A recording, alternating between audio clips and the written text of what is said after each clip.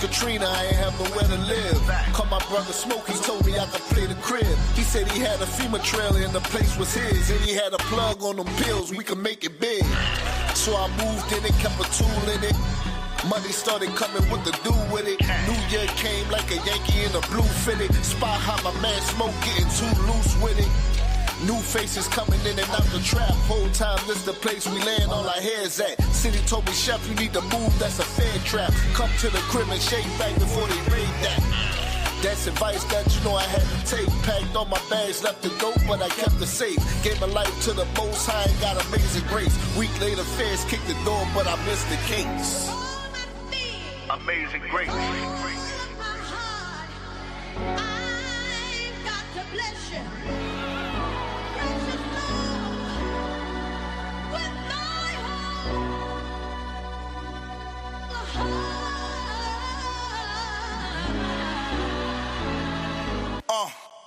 Three open cases sitting in that cell. Replaced the C with an H, I was sitting in hell. I went them up with no commissary, it crushed me.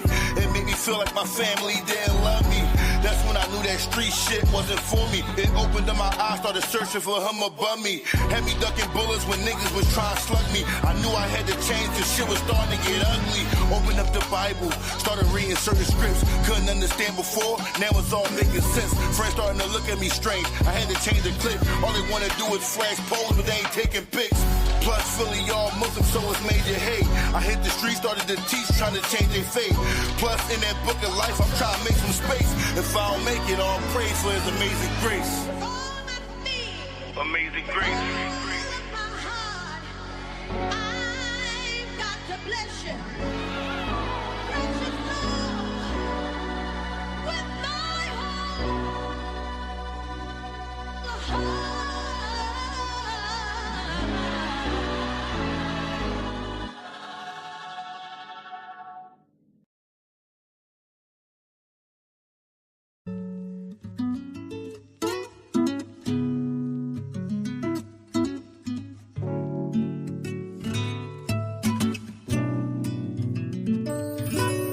Before I ever knew you knew me, you chose me. Before I ever knew my purpose, you molded me. Looking at my past indiscretions, I'm thinking I'm dirty. I'm so dirty. Broken pieces, some are missing. You're saying I'm worthy. I'm still worthy. Focus on my everyday survival. Living my life in captivity. I was not prepared for what came next. My judgment, is this life worth it? Before I ever knew you knew me,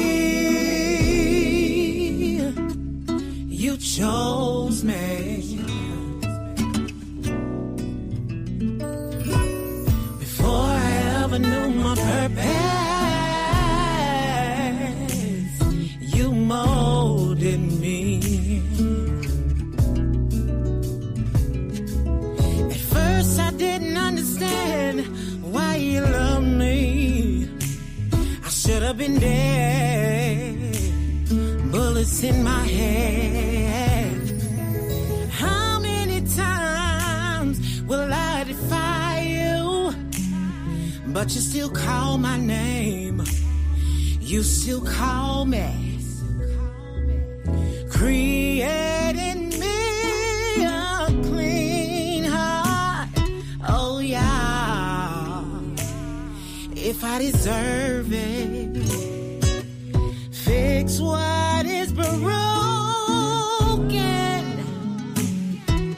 Release what I'm holding. 'Cause my life was hopeless.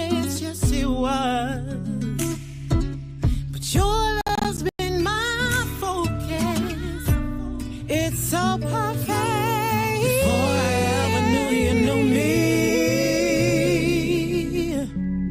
you chose me. Before I ever knew my purpose, you molded me. 'Cause you love me, you shaped me, you molded me. You chose me.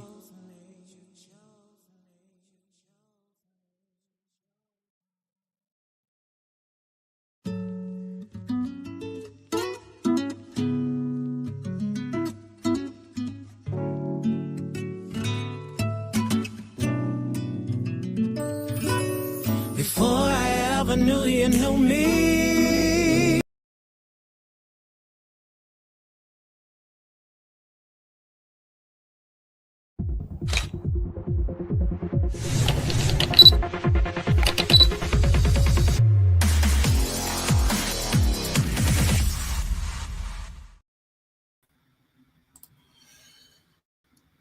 Well, shalom, brothers and sisters. Shalom, shalom. What's going on, everybody? How is everyone doing? Hopefully, everyone is doing well. I want to give all praise, honor, and glory to the Most High God, Yahweh. In the name of His only begotten Son, Yahweh Shai. I want to say peace and blessings to everybody watching. I'm your brother, Priest Daniel, representing Lines of Israel, Maccabees TV. All praise to the Most High. Right now, I want to give a shout out to everybody that's watching us on Maccabees TV, which is our YouTube channel, as well as our YouTube channel, The Lines of Israel Class. Make sure you guys are subscribed to the channels. Make sure you guys hit the like button. Make sure you guys definitely share. Drop a comment in the comment section. Say shalom to your fellow brothers and sisters. All praise the Most High for that. Of course, shout out to my brother Nasiah for Nasiah TV, allowing us to broadcast on his platform every single Sabbath directly into people's homes. I'm praying that this, I know the Most High says in the book of Isaiah, chapter 55, his word does not return to him vain. So I'm not going to say if, I'm going to say that I know that people are being edified by this truth coming into their homes. And I pray that they repent and come and help us do this work, man, because we definitely need laborers in the vineyard. Last but not least, I want to give a shout out to everybody that's listening to us on Clubhouse, the app. Guys, make sure you guys ping people into the room, share the room. And also, I'm doing a PowerPoint, as you guys know. So today's lesson on a scale of 1 to 10 in terms of whether you can listen or watch. On a scale of 1 to 10, today's lesson is a 20. So if you're at all able to click over to the link at the top of the room on YouTube and watch the video and watch the PowerPoint, you'd be better off doing that. But if you're not able to do that, that is fine as well. Okay. So with that being said, and without further ado, I am going to allow the shalom to the people and say a couple of words, and then we are going to get started. Hey, shalom, family. Yeah, shalom. Can you hear me, please? Grace, can you hear me? I can hear you, bro. Yes. Shalaki, brothers and sisters. Shalaki, I'm out and about. The work don't stop. I'm outside. Shalaki for the background noise. I just want to say a Shabbat. Barakatah Yahweh, but Shema Mashika was shot. Hey, King, let's get straight to it, man. I'm going to be on mute. God, all praise to the Most High, all praise to the Most High. All right, so guys, without further ado, we're going to get started. And for those of you brothers and sisters that make it to the end of the video or the end of the class, today's lesson, I'm going to give you guys a little bit of a preview. Only the people that are here are going to see this preview of something that's coming up this upcoming Friday. If it be the Most High's will, I'm going to give you guys a sneak peek and a preview as to what's coming this upcoming Friday. All right, but you got to make it to the end of the class to get that. All right, so without further ado, we're going to get started. So we're going over the Feast of Dedication today, brothers and sisters. So The Feast of Dedication is for some camps have already kept dedication. Some camps are going to be keeping dedication in the upcoming weeks. Right? So I'm not really here to have an argument or conversation about how people render their calendar. At this point, I just believe that brothers and sisters should keep God's commandments and we should observe our holy days. And that's the most important thing at this time. Our camp, is observing the Feast of Dedication. You know what? I'm going to stop sharing for 1 second. Let me actually open up our calendar. Let's start there, right? Let's start there. We're going to open up our calendar for our camp so you guys can see when we're keeping it. You can have an idea of what we're doing. So I'm going to go ahead and share my screen and show you guys our calendar first before we get started. All right, so you brothers and sisters should be able to see. This is our website, thelinesofisrael.com. Usually we go over this stuff at the end of the class. I'll probably come back here again at the end of the class, again, to show you guys more things. But people are always asking us or always inboxing me or hitting me up on my timeline on Facebook asking me about when this holy day is, when that holy day is. So if you want to keep track of the holy days as far as the days that we observe them, you come to our website, thelinesofisrael.com. You click on the tab right here at the end that says More. You click on Calendar. And then our calendar is going to come up. And the calendar for 2025 is also already done. All the holy days are there. So we're currently in the month of December. And as you guys can see, we will be observing the Feast of Dedication the 24th of December. Again, you've had some camps that have already kept it, some camps that are probably keeping it now, and we're going to be keeping it in the future. Don't worry about that, brothers and sisters. For those of you brothers and sisters that actually want to learn how we come up with the calendar, so forth and so on, the Elder Zahab has done several classes on that, and we'll do classes again in the future on that if you guys want to see how we come up with the dates for the holy days. But that's neither here nor there. Again, at this point, keep the commandments, observe your holy days. That's the main thing. So we're keeping the Feast of Dedication the 24th of December, right? Well, today's only the 14th, so you guys might be asking yourself, well, why is it, Priest Daniel, that you're doing a dedication lesson today? Well, there's two reasons. Because starting next week, I have a particular series of lessons that I would like to go over with brothers and sisters that I'm going to talk about a little bit later. I'm not going to talk about it now. And normally I do my Feast of Dedication service pretty much class on the day of Feast of Dedication. But this particular year of 2024, our Feast of Dedication starts on so-called Christmas Eve. And I would much prefer to rebuke Christmas than to be talking to a bunch of Israelites that already know what the Feast of Dedication is and preaching to the choir. I'd much prefer to rebuke Christmas, which is what I'm going to do on the 24th on these same YouTube channels and Clubhouse as well. So that's the reason why I'm doing my lesson early on the 14th this week, because next week we're going to get started on a particular lesson series that I want to talk to brothers and sisters about. If you're sensitive, you might want to skip next week's lesson. I'll just say that early. But with that being said, without further ado, I'm going to stop sharing just for a moment. And then now I'm going to come back and I'm going to share the PowerPoint. All right, we'll come back to the calendar at the end of the class. All right, so let's go ahead and let's get started. Again, for you guys that might be following in on Clubhouse, today's lesson is a 20 in terms of seeing it on a PowerPoint as opposed to just listening to it, me talking. So the link is at the top of the room. Okay, so without further ado, let's go ahead and let's get into today's lesson, the Feast of Dedication. So, of course, for those of you brothers and sisters that have been in this truth any amount of time, you guys know that we have to go through the first 4 chapters of the book of First Maccabees, with chapter 2 being very, very, very, very long. So I did not do a PowerPoint on all 4 chapters. I think I just did a PowerPoint on chapter number 1. So I would expect hopefully to be able to get through this PowerPoint, because I've done this PowerPoint before within the first hour and 10 minutes. And then for the remainder of time, we can read chapters 2, 3, and 4, which are basically self-explanatory. All right, so let's get started. We're going to start off slow, and then we're going to hit the ground running. So let's start off with the book of Job, chapter 8, verse 8, right? This is advice from Job. This is Job 8:8. It says, for inquire means to ask, right? Be inquisitive.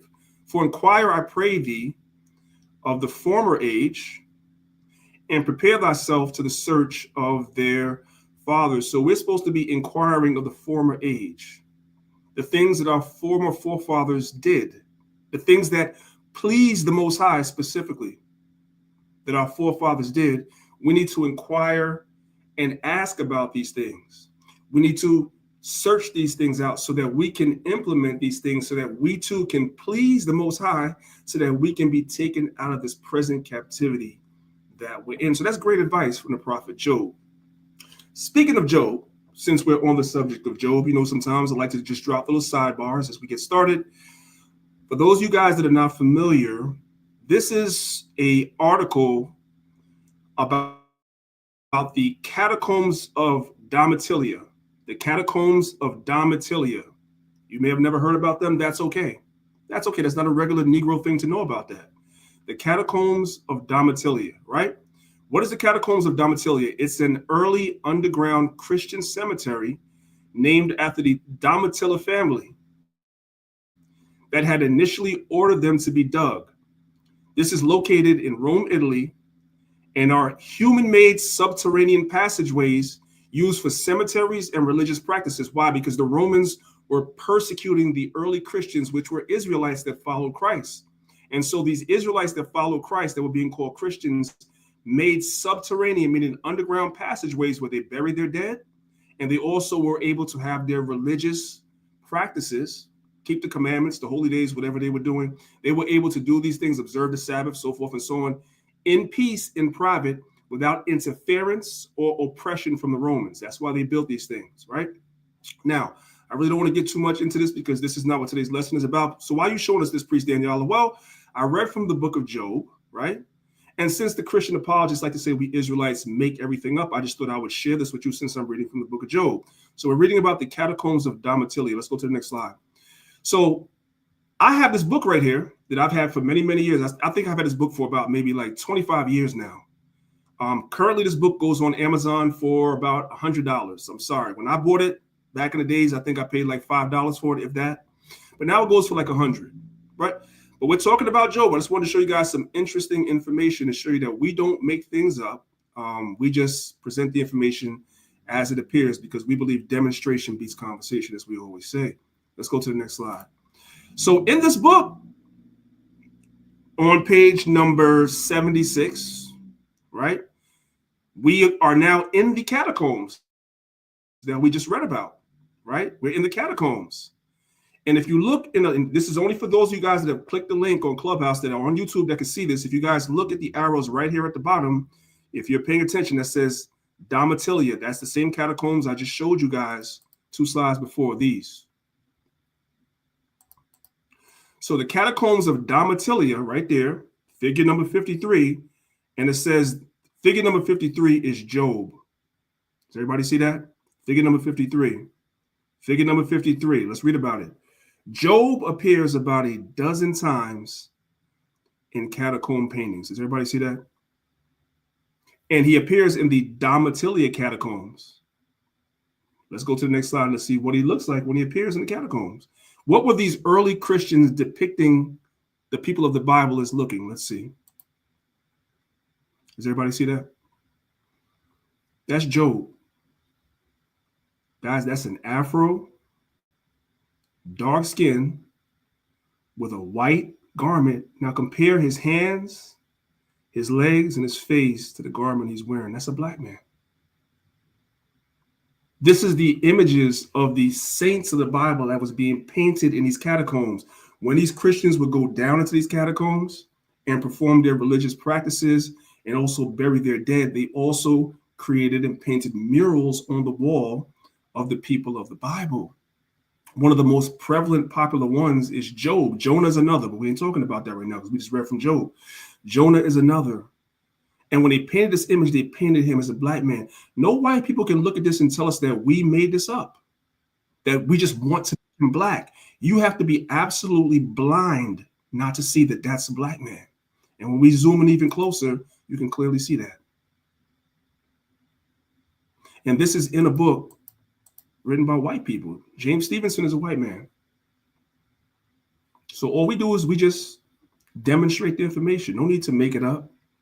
No need to get upset when they say that we make things up. No, we just demonstrate the information. The information speaks for itself, right?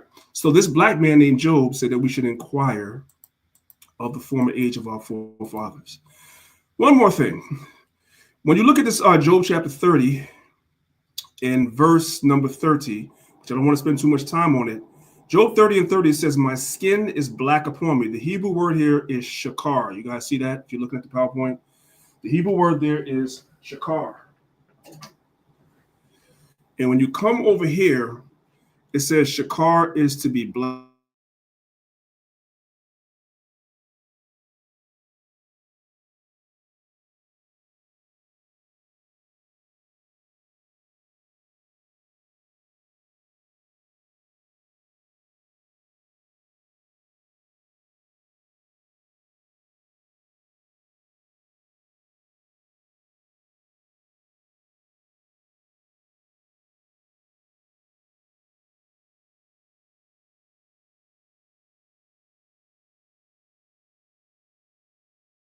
For everybody to be confident that what you're learning and what we teach you is right, not because we say so, but because we demonstrate it. That's why I spend so much time doing PowerPoints. You guys cannot even appreciate, I know I say it a lot, you guys cannot appreciate how much of my time it takes to put these PowerPoints together, but I do it to build your faith. I do it to demonstrate to you, brothers and sisters. Can you, okay. I do it to demonstrate to you, brothers and sisters,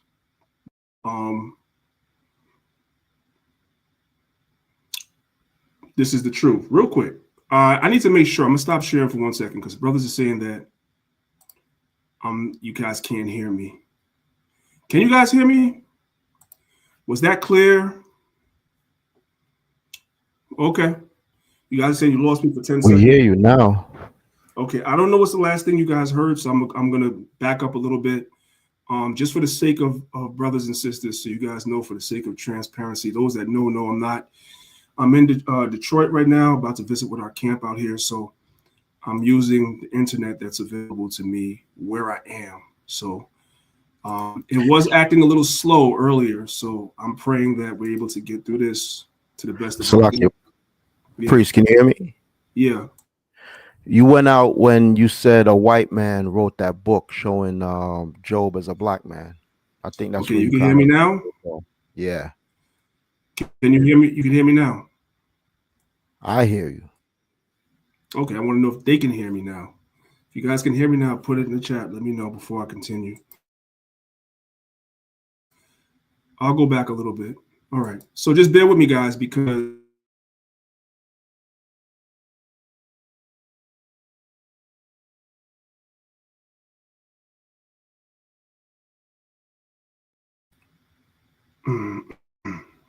okay. Yeah, the computer's lagging. I could see that.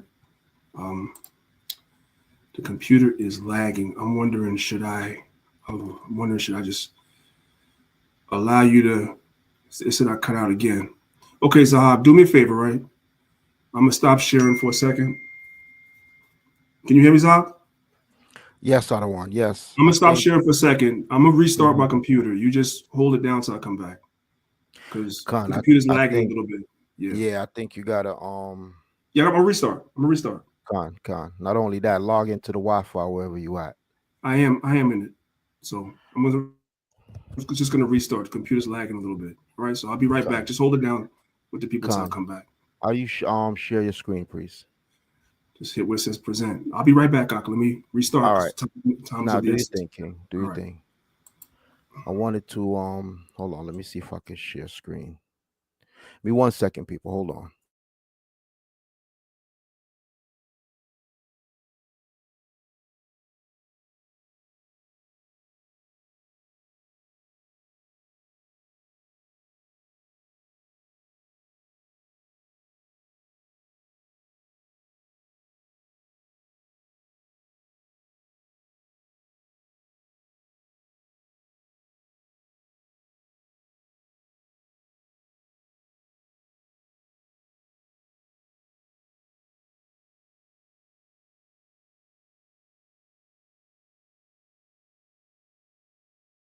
Slack your people, bear with me. I'm trying to share my screen.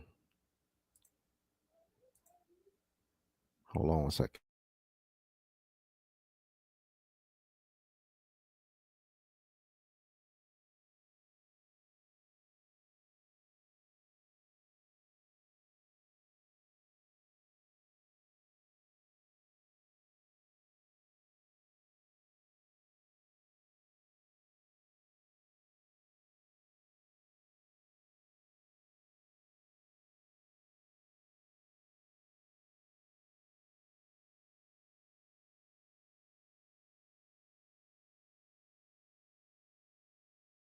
Okay, for whatever reason, I can't share my screen. I just wanted to go over something while the priest getting back on, right? When you come to our website, and you go under books, it's a lot of great books that we put up on the website, right? Unfortunately, I can't share my screen for whatever reason. It's not letting me share. I don't know if I got to log in, and I think he's logged in already. But I just want to talk about the books that we have on the website.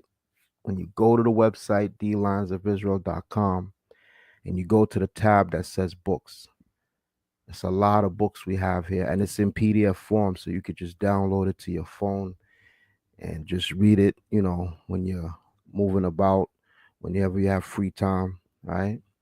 We have some very powerful books, and I just want to go over a couple until the priests get back, right?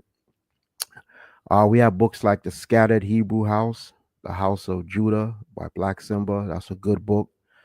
The Jews Among the Greeks and Romans, Jewish Believers in Christ, the Early Centuries, right? Sons of Israel and Caesar's Service.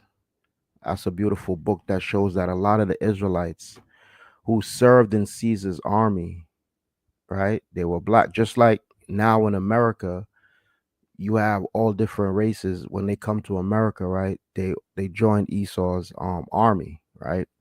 It wasn't different back in Rome in the Roman time. When Rome would conquer a land, they would give the people the option to say, hey, you could either pay tribute or in addition to, you could join our army.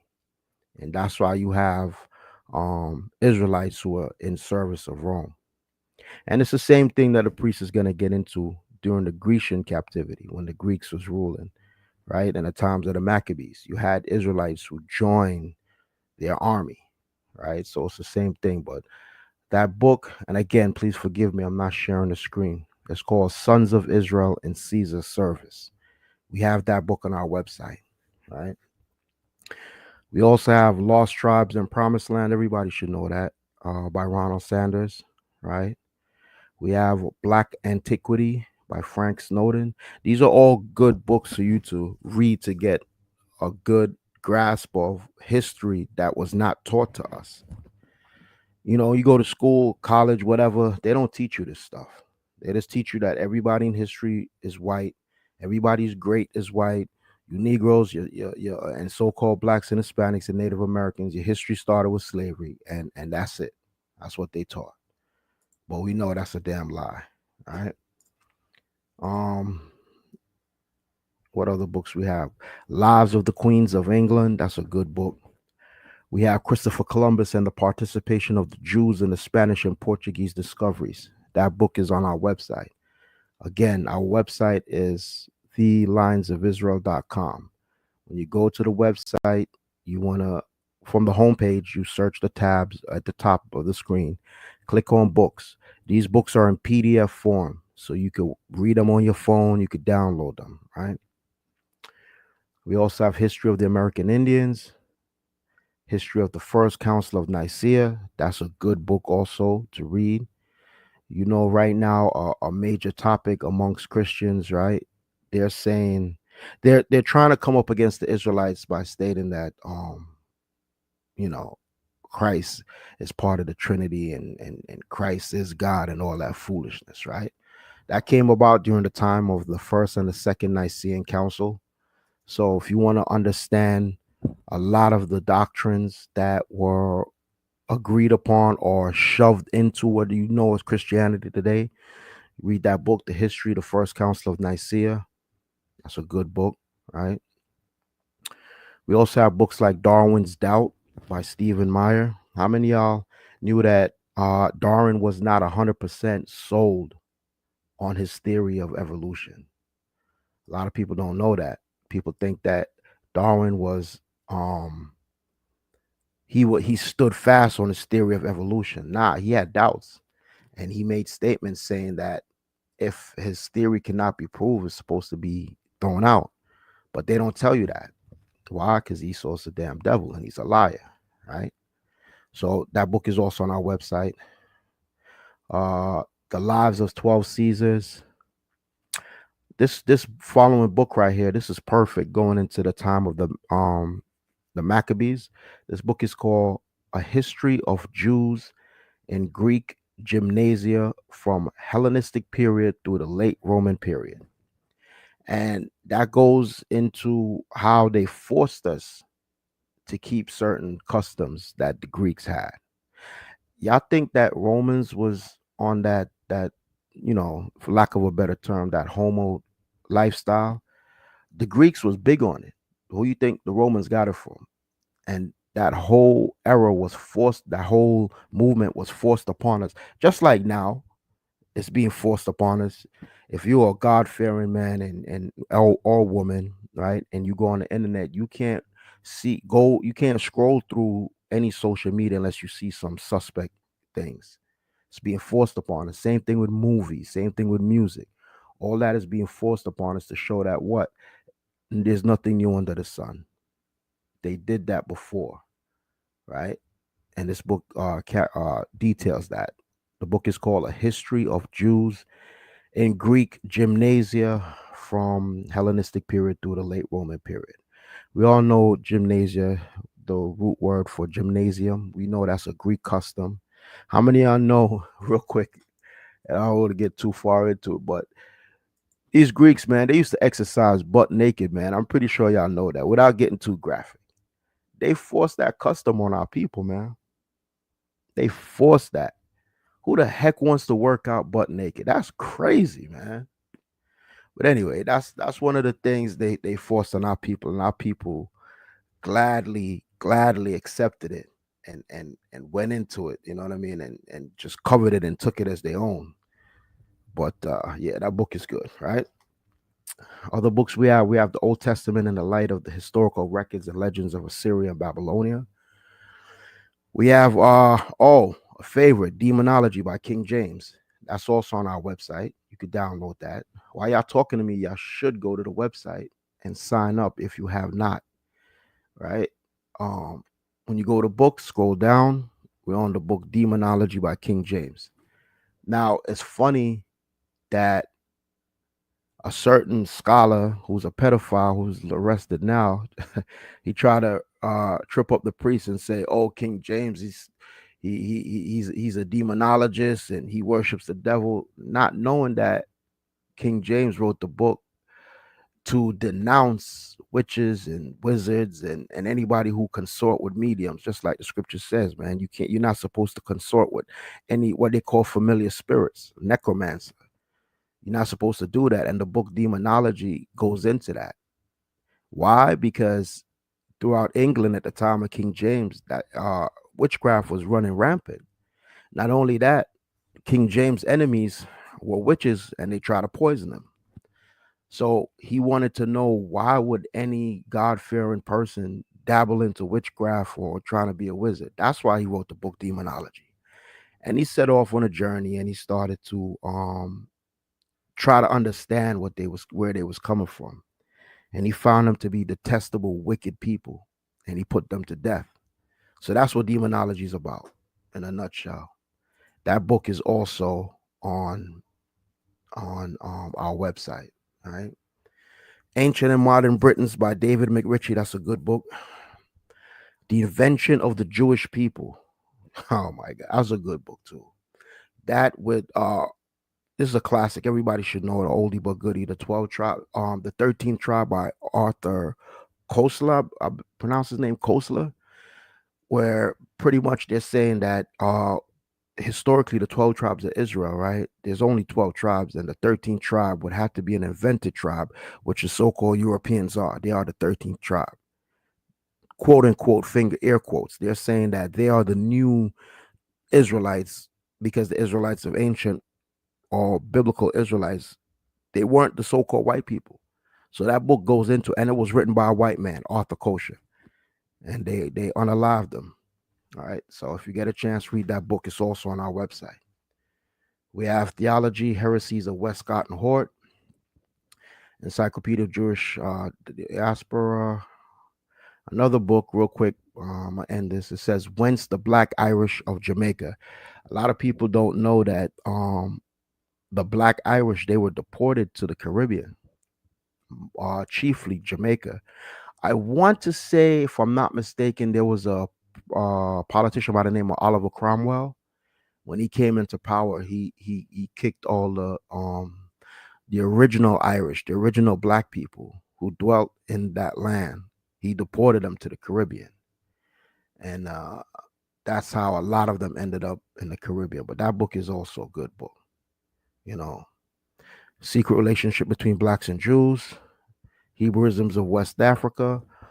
All it's a lot of books that we have. It's a good amount, and we're gonna add more as time goes on. So, brothers and sisters, please patronize our website.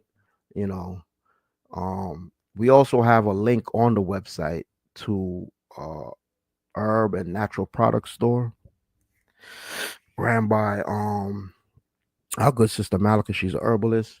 So if you need help with natural cures and stuff like that, go to our website. And yeah, it's a lot of information we have on the website, right? All right, brothers and sisters, stay with us. I'm gonna be on mute real quick. I'm gonna find out what's going on. Just stay with us, all right? Please forgive us for the interruption.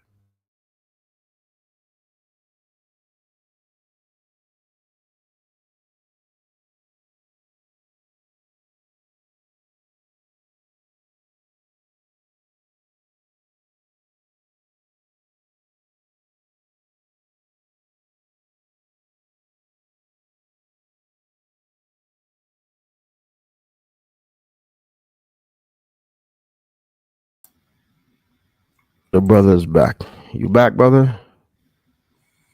Yeah. The computer was just wilding out, y'all. But thank y'all for y'all patience. Let me unmute on Hey, priest, real quick yeah. before you start, I'm trying to share. You know what? I'll talk to you after the class because I tried to share my screen and I had issues, but we'll talk afterwards. Salakia.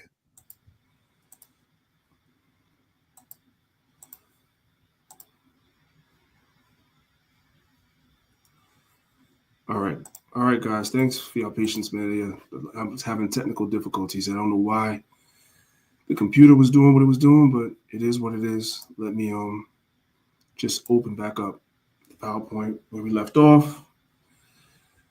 And we were on slide number 7. So let me share my screen real quick. Okay, yep. Screen should be shared now. And you guys should be able to see. Don't anticipate there'll be any other issues. My apologies again. Anyway, getting back to what I was saying, when you guys look at the Hebrew for Job chapter 30, verse 30, you guys can see that the word there in the Hebrew is the word shakar, which was translated as black in English. And you guys can see that word means to be black of skin. So our foreparents, going all the way back to the 1st century, 2nd century, 3rd century, when we were building these underground cities or catacombs in Rome, this is how they were depicting the people of the Bible. So when Christian apologists, whether they be so-called white people or your own people, try to tell us that we make things up, we're just looking at the ancient information that's in books like this that come from these catacombs that still exist today. And by the way, real quick, coming back to the slide, the catacombs of Damatilia is really only one catacomb that you're allowed to go into. The other 4, because there are 5 main ones, the other 4, you're not even allowed to go into. What are they hiding? Something to think about. But now, we lost a lot of time. Let's get right into today's lesson. Let's start in the book of 1 Kings chapter 11. We're going to pick it up from verse number 1. It says, "But King Solomon loved many strange women, together with the daughters of Pharaoh, the women of the Moabites, Ammonites, Edomites, Zidonians, and Hittites." So Solomon liked many women. Solomon had an appetite for all types of women, right? Other nations concerning which the Lord said unto the children of Israel, "Ye shall not go into them, neither shall they come in unto you, for surely they will turn away your heart after their gods." But Solomon clave unto these in love. Solomon didn't give a damn about what God said because he let his lust take over in his old age. Verse 3, "And he had 700 wives, princesses, and 300 concubines, and his wives turned away his heart." Just like it says in Deuteronomy chapter 7, just like it says right here in verse number 2, Solomon allowed himself to be turned to these other gods by his wives because he was being ruled by his lust, right? Verse 4, "For it came to pass when Solomon was old, that his wives turned away his heart after other gods, and his heart was not perfect with the Lord his God, as was the heart of his father David. For Solomon went after Ashtoreth, the goddess of the Zidonians, and after Milcom, the abomination of the Ammonites. And Solomon did evil in the sight of the Lord, and went not fully after the Lord, as did David his father." Verse 7, "Then Solomon built an high place for Chemosh, the abomination of Moab, in the hill that is before Jerusalem, and for Molech, the abomination of the children of Ammon.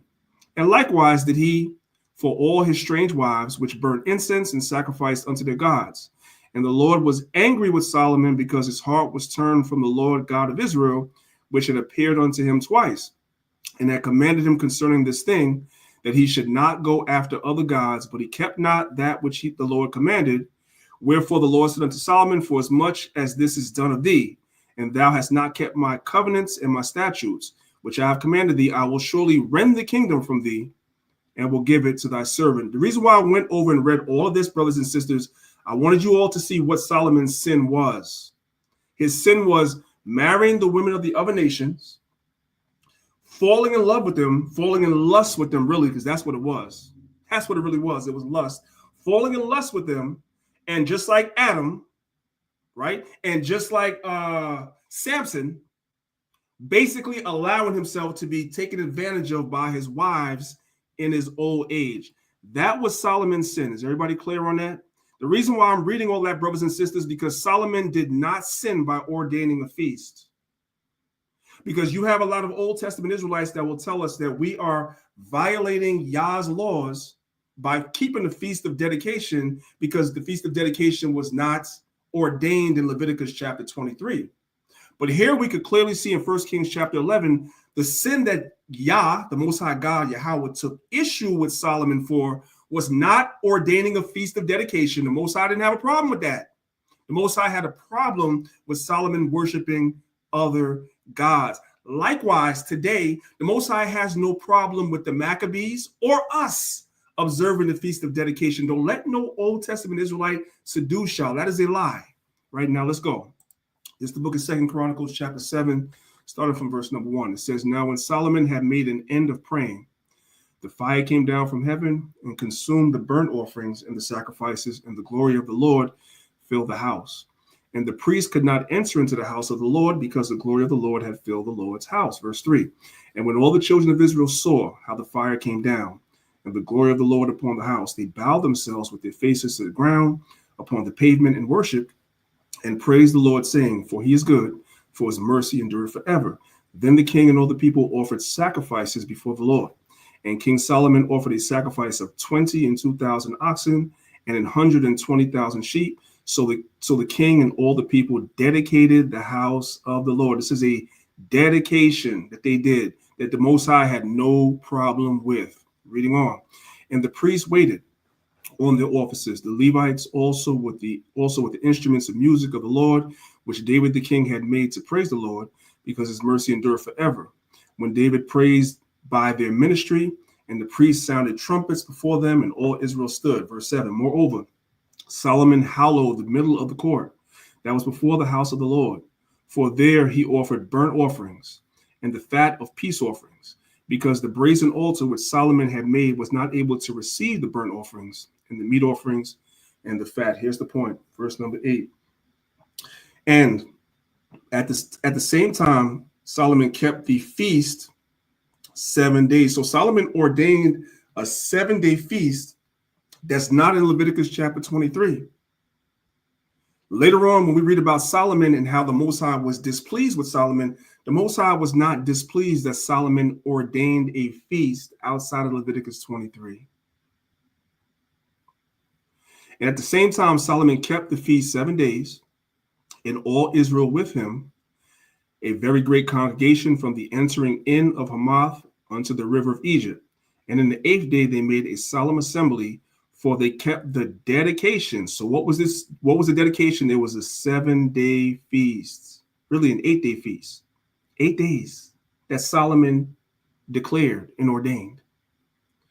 And in the 8th day, they made a solemn assembly, for they kept the dedication of the altar 7 days, the feast 7 days. When you guys look up that word dedication in the Hebrew, it's the word Hanukkah, which is the same for the word Hanukkah or dedication that the Maccabees kept.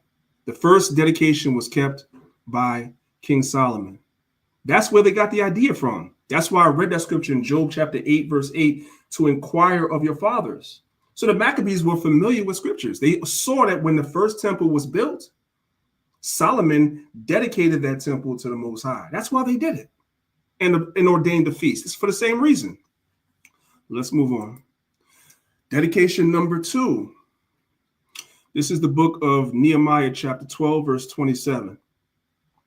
And at the dedication of the wall of Jerusalem, they sought the Levites out of all their places to bring them to Jerusalem to keep the dedication with gladness, both with thanksgiving and with singing and with cymbals and with psalteries and with harps. So here in the book of Nehemiah, chapter 12, verse 27, when they were dedicating the wall, what is the word for dedication here?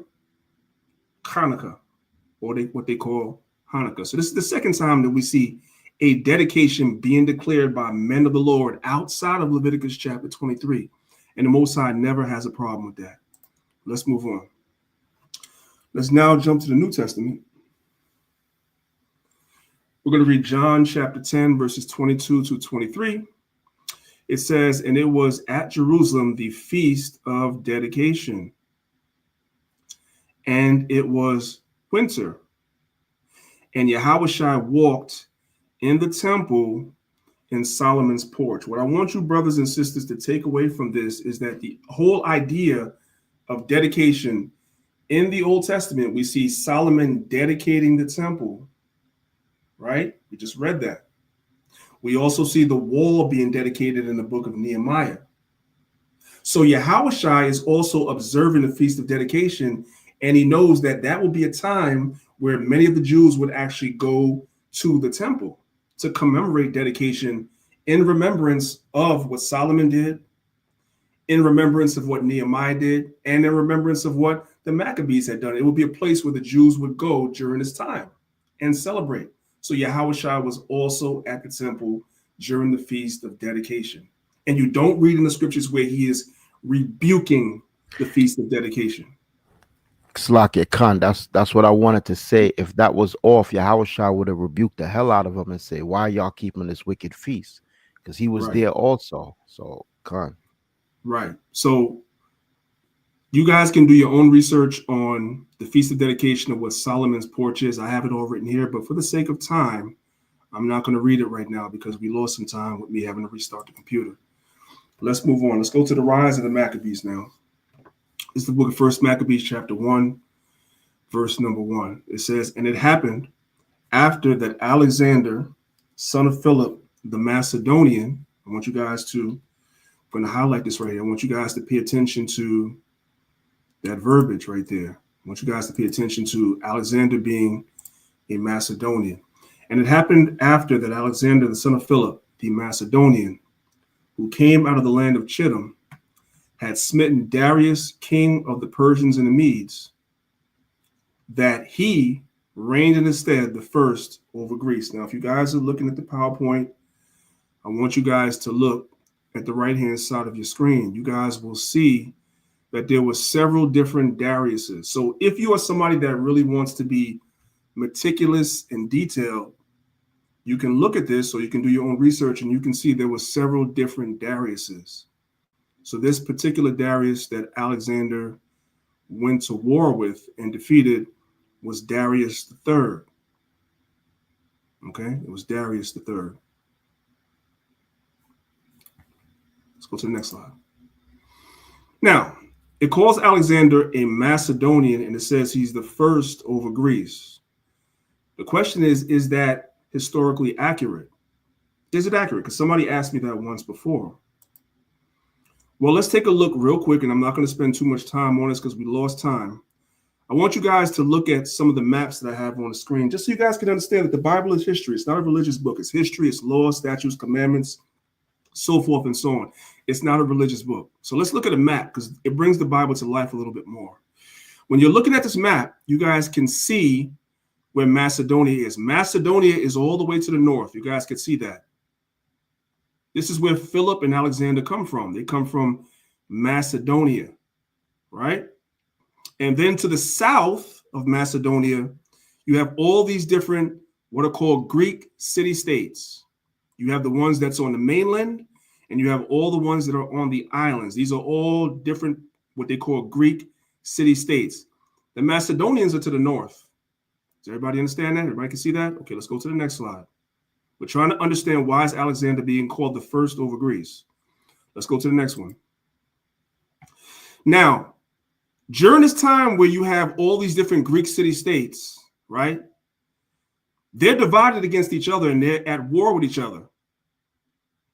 And some of them would have these different leagues, like you would have what's called the Peloponnesian League. You would have the Athenian League. You would have the Spartan League, where you would have all these different Greek city-states, and they would make alliances, and they would also go to war with each other and fight each other. That's what they were doing.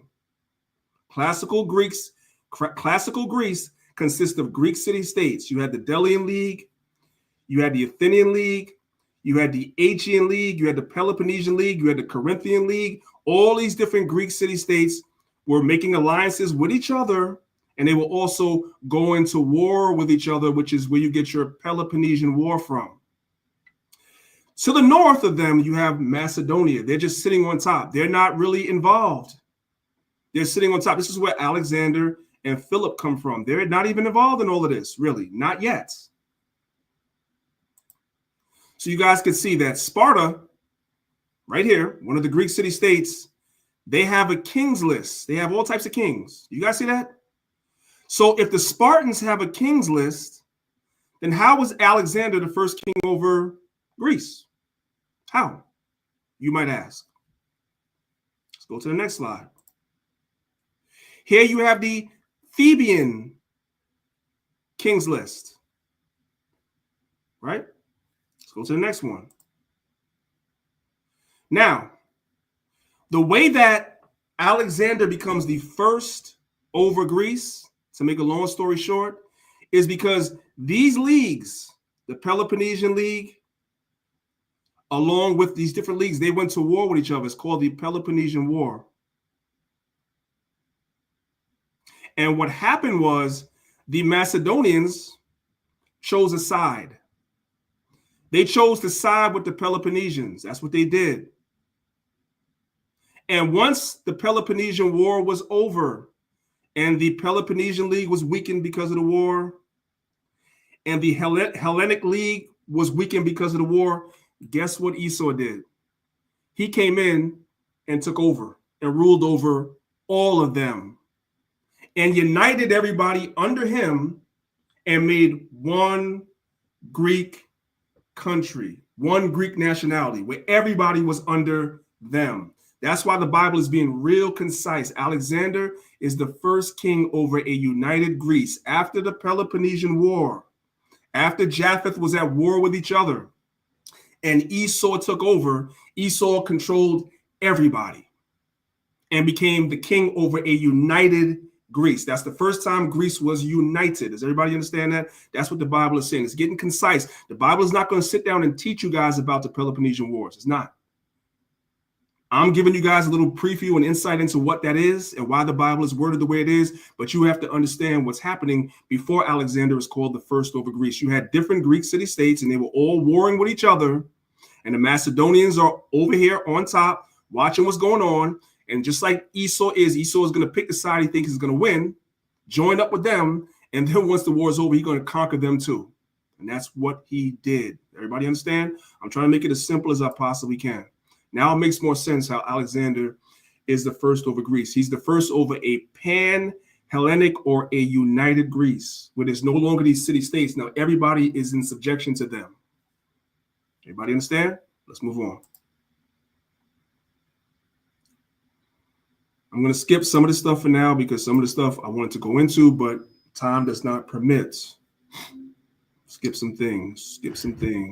Hey, Priest, while you're skipping real quick. So Esau, which is the Macedonians, what did he breed out Japhet and them in the no, he pushed them out. That's a whole nother class. If we'll never get through this if I go into that.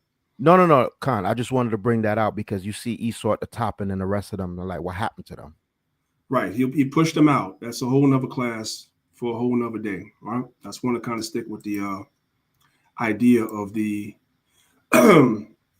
Feast of Dedication. So now I want to show you guys something else. I want you guys to see this because this all links up with the New Testament and why we understand the New Testament the way that we do. This is from the complete works of Josephus, who was a historian, right? And we are reading from Antiquities of the Jews, right? Page 244. You guys can download this. I believe we have this on our website as well. Concerning Alexander. So what I want you guys to see, I kind of skipped some things real quick. So I'm just going to come back here just for a second. Daniel prophesied concerning Alexander. Let's read it real quick. It says, in the first year of Belshazzar, king of Babylon, Daniel had a dream and visions of his head upon his bed. Then he wrote the dream and told us some of the matters. Verse 2, and Daniel spake and said, I saw in my visions by night, and behold, the four winds of the heaven strove upon the great sea, and four great beasts came up from the sea, diverse one from another. These four beasts will be four different kingdoms that would rise up. Let's jump down to verse number 6. It says, and after this I beheld, and lo, another like a leopard. This beast that's like a leopard is talking about the Greeks. Now, one of the reasons, it's not the only reason, but one of the reasons why he saw them symbolized as a leopard, when you look up the history of Alexander, Alexander patterned himself after the god Dionysus. This is an ancient image of Alexander during the Battle of Ipsos. And you guys can see that he's sitting here on his horse, and the horse is wearing a leopard skin covering. When Colin Farrell, right here, this is from the movie Alexander. You guys can watch this movie on Hulu or Netflix, whatever. This is from a movie called Alexander with Colin Farrell. And they based this image in the movie based on this actual ancient icon of Alexander during the Battle of Ipsos. And you guys can see the horse with the leopard skin covering. That's not accidental because Alexander considered himself to be the son of Dionysus. And you guys can see this is the god Dionysus right here. This is the god Dionysus right here. And he's many times depicted as riding a leopard. Alexander looked at himself as being the son of Dionysus or Dionysus incarnate. And so he couldn't ride around on a real leopard. So he dressed his horse in a leopard skin covering. And after this, I beheld, and lo, another like unto a leopard. This is talking about the Greeks. Now, coming back to what I was showing you guys, in the book of Josephus, the complete works of Josephus, on page 244, Antiquities of the Jews, we're going to read a little bit of this. It says, and when he had said this to Parmenio, and had given the high priest his right hand, excuse me, let's read down here first. I want you guys to know who we're talking about. For Alexander, when he saw the multitude at a distance in white garments, while the priest stood clothed with fine linen, and the high priest in purple and scarlet clothing, with his mitre on his head, having the golden plate whereupon the name of God was engraved, he approached by himself and adored the name and first saluted the high priest. So when Alexander came into Jerusalem, he saluted the high priest. Let's jump up over here. And when he had said this to Parmenio and had given the high priest his right hand, the priest ran along by him, and he came into the city. And when he went into the temple, he offered sacrifice to God according to the high priest's direction, and magnificently treated both the high priest and the priests. And when the book of Daniel was showed him, wherein Daniel declared that one of the Greeks should destroy the empire of the Persians, he supposed that himself was the person intended. So the priest of Israel showed Alexander the book of Daniel, and when he heard it, he said, "That's me." He understood that that was him in prophecy, being prophesied by the prophet Daniel. I want you guys to see this. Now, I want to keep reading for a second. And he was then glad. Of course he was glad. He dismissed the multitude from the present, but the next day he called them to him and bade them ask what favors they pleased of him.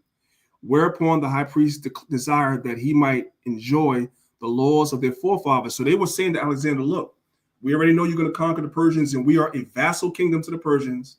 So when you conquer them, just allow us in our land to keep our customs.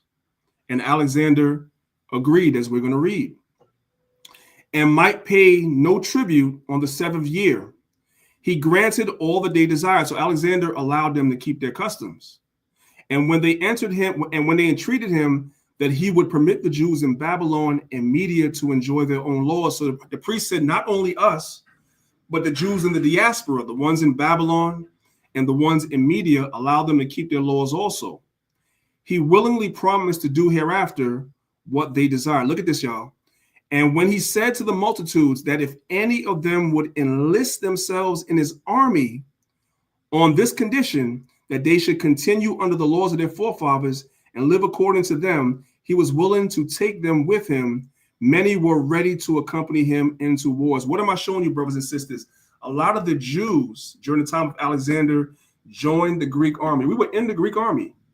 Just like eventually when the Romans came into power, we were in the Roman army, just like we're in the armies of today. What do you guys think happened to a lot of the Jews over the generations that were in the Greek army? A lot of the Jews that were in the Greek army would eventually do what? Abandon their laws and customs. That's what they would do, and become more patriotic and more loyal to the Greeks than they would be to their own laws. History just simply repeats itself over and over again. This is a book called The History of the Jews, from the time of Alexander the Great to the destruction of Jerusalem by Titus. On page number 3 and page number 4, it pretty much says the same thing that Josephus said, that a lot of the Jews were in the Greek army. So after a while of us being in the Greek army and living under the Greeks, a lot of us started copying and following after the customs of the Greeks. And we became what? A lot of us became Greeks and a lot of us became Gentiles. That's just what it is. That's what it is. This is the history. The Maccabees bridges the history between the Old Testament and the New Testament. That's what it does, right? Let's move on. Verse number 2, 1 Maccabees chapter 1, verse 2. And made many wars, and won many strongholds, and slew the kings of the earth, and went through to the ends of the earth, and took spoils of many nations, insomuch that the earth was quiet before him. Whereupon he was exalted, and his heart was lifted up. Alexander got proud. Verse 4. And he gathered a mighty strong host, and ruled over countries and nations and kings, who became tributaries unto him, including us. We became vassals unto him. Remember, we just read in Josephus that he was going to rule over us, but he would allow us to keep our customs. That's what happened, but we still would have to pay tribute. Verse 5.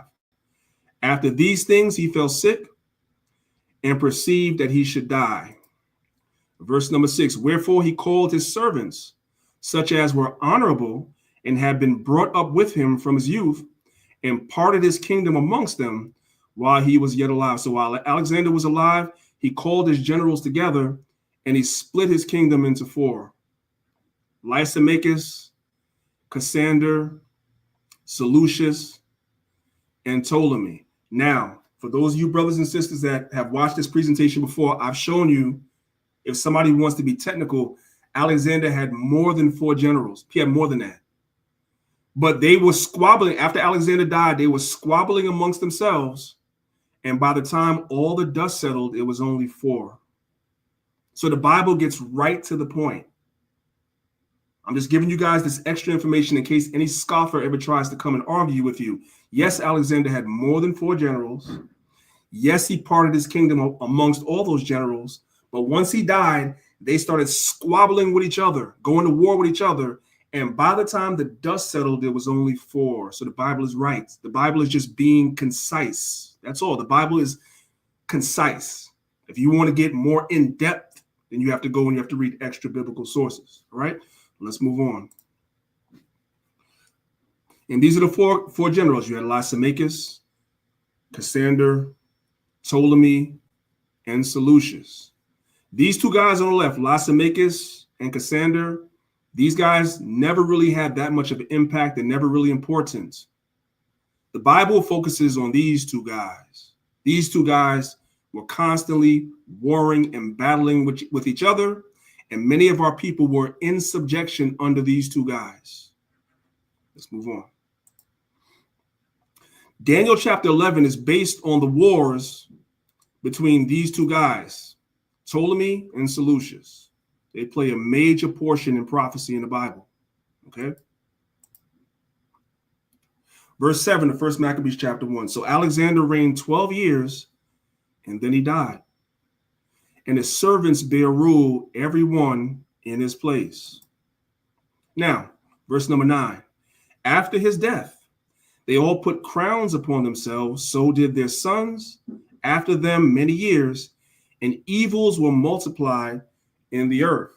So the Bible says that after the first original 4 generals died, but specifically Seleucus and Ptolemy, their sons ruled in their stead for many, many years.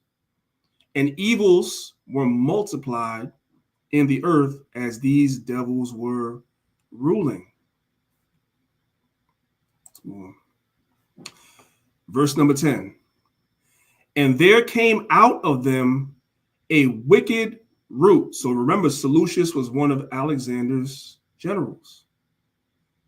And from the Seleucid dynasty and all his sons he would have, there came out of them a wicked root, Antiochus, surnamed Epiphanes. This is Antiochus IV, Antiochus Epiphanes, son of Antiochus the king, who had been in hostage at Rome, and he reigned in the 137th year of the kingdom of the Greeks. Verse 11. In those days went out there out of Israel wicked men who persuaded many, saying, let us go and make a covenant, an agreement with the heathen, with the Greeks that are round about us. For since we departed from them, we have had much sorrow. So this device pleased them well.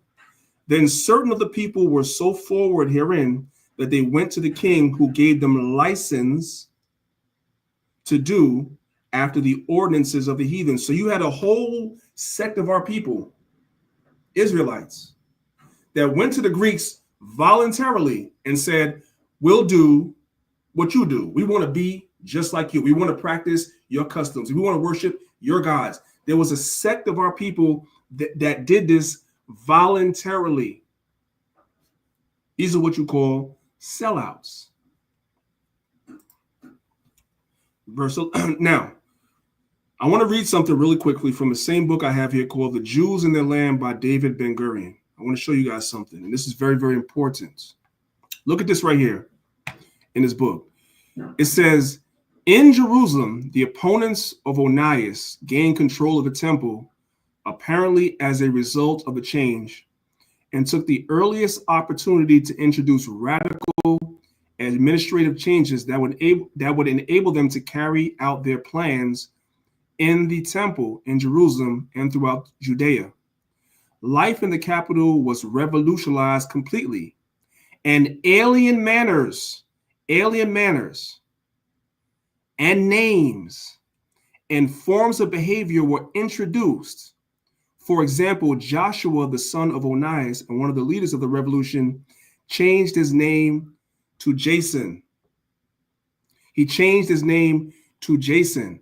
Translation, brothers and sisters, one of the first ways that we were Hellenized voluntarily was some of us voluntarily changed our Hebrew names to Greek names.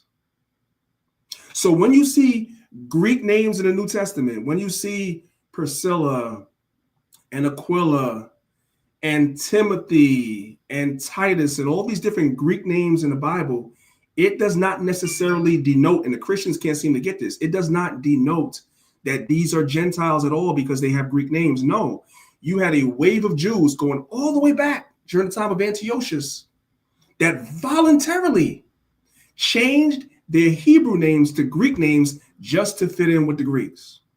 That's what we did.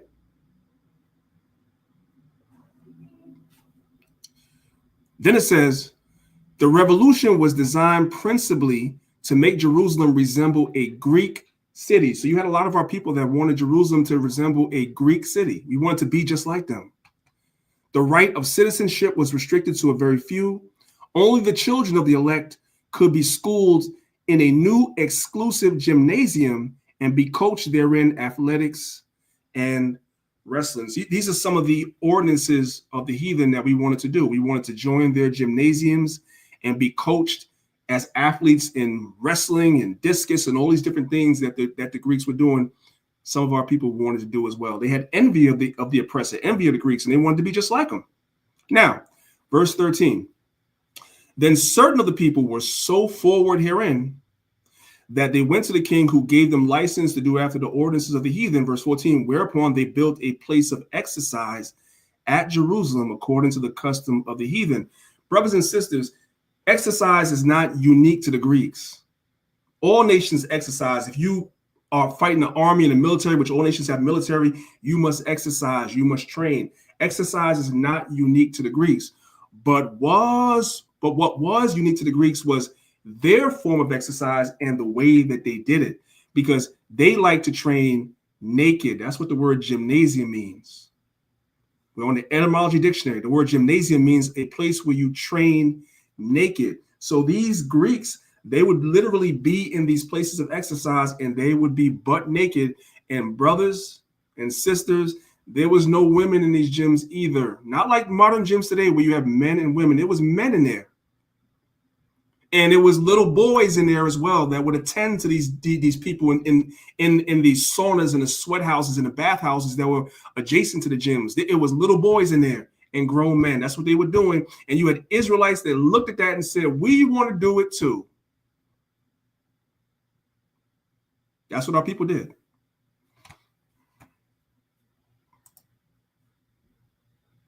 I'm going to skip this. This is a video about that, but you guys get the idea. Let's go to the next one. Verse number 7. But after the death, you know what? I'm going to skip this as well. I'm just going to tell you guys, Hercules was one of the patron saints or patron deities of the gym. They would have statues of Hercules in the gym. You guys can read about it in 2 Maccabees chapter 4. And guys, these guys would make sacrifices to him too. And our people, right here, see verse 19, Jason, who was supposed to be priest, was down with that. They were down with that. Let's come back to 1 Maccabees chapter 1, pick it up from verse number 17. Wherefore, he entered into Egypt with a great multitude, with chariots and elephants and horsemen and a great navy, and made war against Ptolemy, king of Egypt. But Ptolemy was afraid of him and fled, and many were wounded to death. Verse 19. Thus they got the strong cities in the land of Egypt, and he took spoils thereof. Verse 20. And after that, Antiochus had smitten Egypt. He returned again in the 143rd year and went up against Israel and Jerusalem with a great multitude, and entered proudly into the sanctuary, and took away the golden altar, and the candlesticks of light, and the vessels thereof, and the table of showbread, and the pouring vessels, and the vials, and the censers of gold, and the veil, and the crown, and the golden ornaments that were before the temple, all of which he pulled off. So he basically desecrated our temple. Verse 23. He took also the silver and the gold and the precious vessels, and he took the hidden treasures which he found. And when he had taken all away, he went into his own land, having made a great massacre, and spoke very proud. He was proud of what he did. And guess what this was? This was judgment from the Most High, because our leaders, including Jason, aka Onias, broke God's laws and wanted to be down with the Greeks. So the Most High said, okay, okay. Verse number 25. Therefore, there was a great mourning in Israel in every place where they were. Verse 26. So the princes and elders mourned, the virgins and the young men were made feeble, and the beauty of women was changed. Every bridegroom took up lamentation, and she that sat in the marriage chamber was in heaviness. Verse number 28. The land also was moved for the inhabitants thereof, and all the house of Jacob was covered with confusion. Verse 29. And after 2 years fully expired, the king sent his chief collector of tribute unto the cities of Judea, who came unto Jerusalem with a great multitude. Now he wants some money. He wants more money. He done desecrated our temple, took all of our stuff. Now he wants more money. And spake peaceable words unto them, but all was deceit. For when they had given him credence, he fell suddenly upon the city and smote it very sore, and destroyed much people of Israel. So they came into us speaking peaceably, but it was deceit. That's what Esau does. A lot of our people, because they see Esau smiling and being nice, they automatically think that Esau likes you. No, a lot of times there's war in their hearts. They're trying to disarm you, to get you to put your guard down, but in their heart, they're looking to destroy you. That's why the Bible says, never trust your enemy, never. Verse 31. And when he had taken the spoils of the city, he set it on fire and pulled down houses and walls thereof on every side. But the women and children took they captive and possessed the cattle. Then builded they the city of David with a great and strong wall with mighty towers, and made it a stronghold for them. Verse 34. And they put therein a sinful nation, wicked men, and fortified themselves therein. They stored it also with armor and victuals. And when they had gathered together the spoils of Jerusalem, they laid them up there. So they became a sore snare. For it was a place to lie in wait against the sanctuary and the evil adversary to Israel. Thus they shed innocent blood on every side of the sanctuary and defiled it, insomuch that the inhabitants of Jerusalem fled because of them, whereupon the city was made an inhabitation of strangers. So many of our people, when this was going on, a lot of our people fled Jerusalem. And you started seeing in Jerusalem now that you had a lot of people that were not from Jerusalem, that were not of our nation, that were now inhabiting the land because of it. And became strange to those that were born in her, and her own children left out. Verse 39. Her sanctuary was laid waste like a wilderness. Her feasts were turned into mourning, her Sabbaths into reproach, her honor into contempt. As had been her glory, so was her dishonor increased, and her excellency was turned into mourning. Moreover, King Antiochus wrote to his whole kingdom that all should be one people. Why?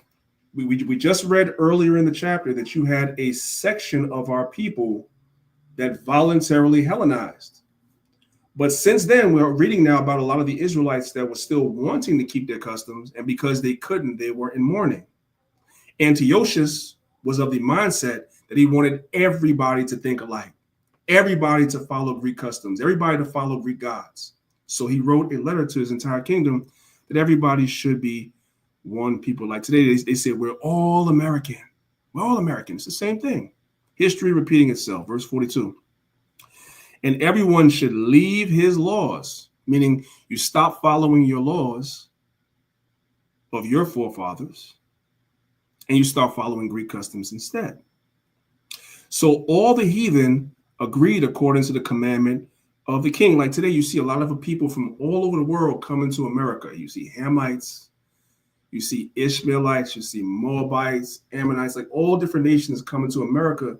And they all willing to come to America, and for that almighty dollar, they're willing to put aside their ancient customs, the ancient beliefs, even though all that stuff is pagan, but it's still their ancient beliefs. And they're willing to put all of that aside to come here for the almighty dollar. It's just history repeating itself all over again. Verse 43, yea, many also the Israelites consented to his religion. So you had a lot of the Jews during this time, during the time of Antiochus IV, that consented to his religion. They consented to leave the customs of their fathers. They consented to be one with the Greeks, which then makes them what, brothers and sisters? It makes them Gentiles. They're the ones that the Bible is talking about in the New Testament that were carried away to dumb idols. These ones did it voluntarily. Yea, many also of the Israelites consented to his religion, and sacrificed unto idols and profaned the Sabbath. Verse 16. Now, when the kingdom was established before Antiochus, he thought to reign over Egypt, that he might have dominion over two realms. You see how Esau is? Now that he had been conquering us, right? That wasn't enough. Now he wanted to conquer Ptolemy too.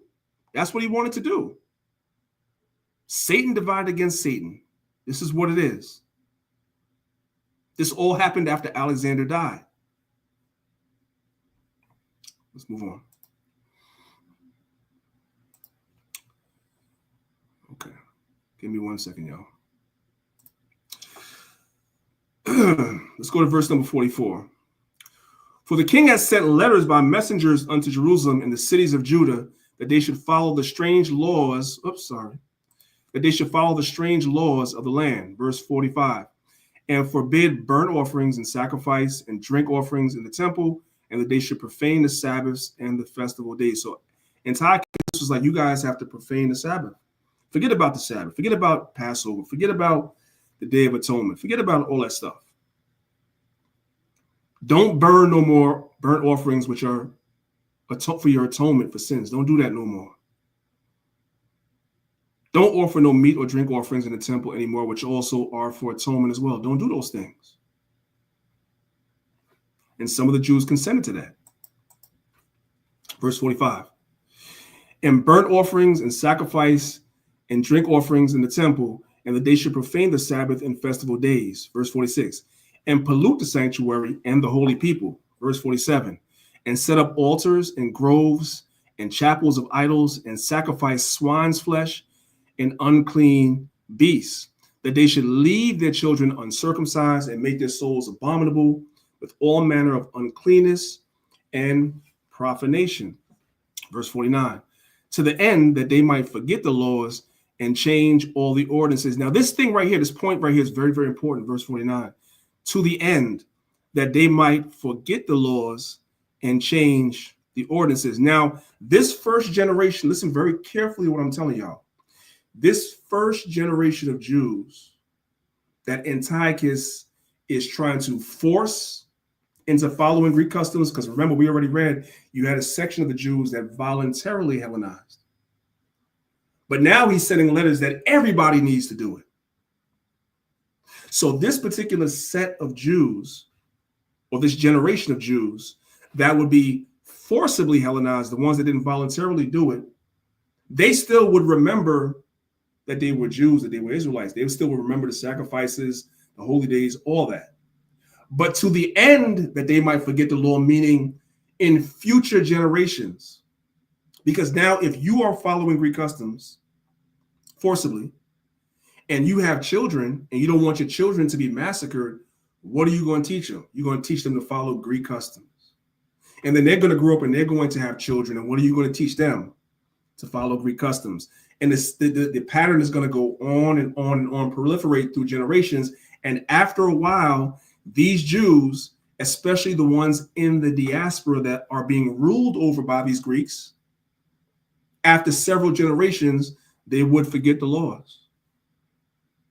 They would forget the laws and all the ordinances that we had. And that's exactly what you're reading in the New Testament, which is why the Most High had to raise up the Apostle Paul to go and teach these people in the diaspora, because what? They had forgotten the law. They had forgotten the ordinances. They had forgotten their inheritance, their customs, their moral ways, their folk ways. They had forgotten. That's what the Bible is showing you. Verse number 50. And whosoever would not do according to the commandment of the king, he said he should die, which is why a lot of our people consented to that, and they did it. And after generations, some generations forgot.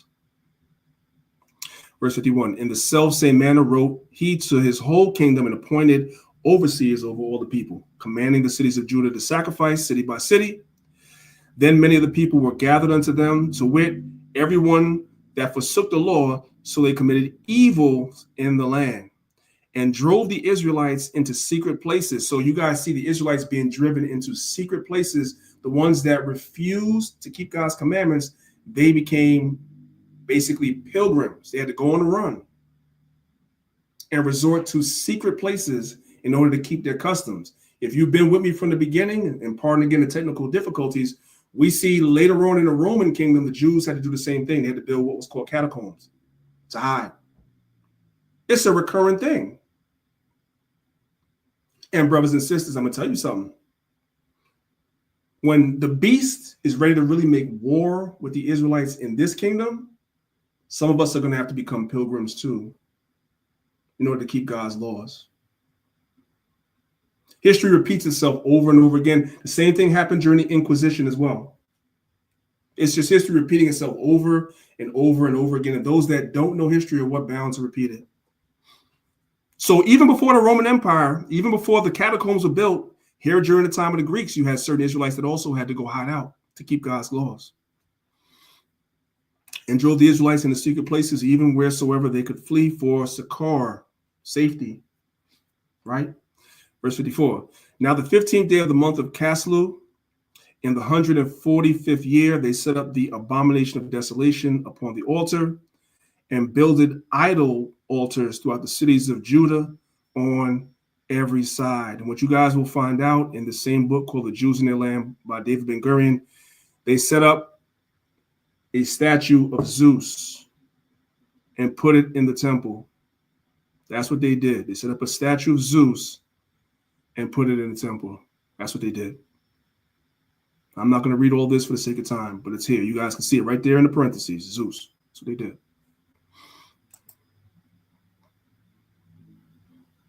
And the same thing is here from the Jewish Encyclopedia.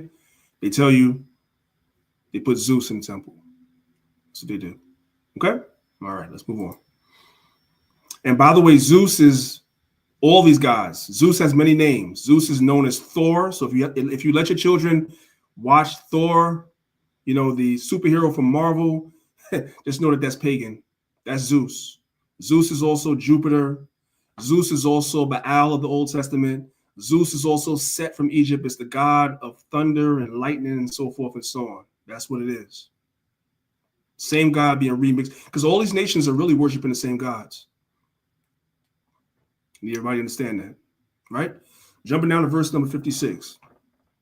And when they had rent in pieces the books of the law, which they found, they burnt them with fire. Now you brothers and sisters understand why there had to be multiple copies of our Torah. It could never be one, because throughout our history, our book was always burned or rent into pieces. So you had to have multiple copies.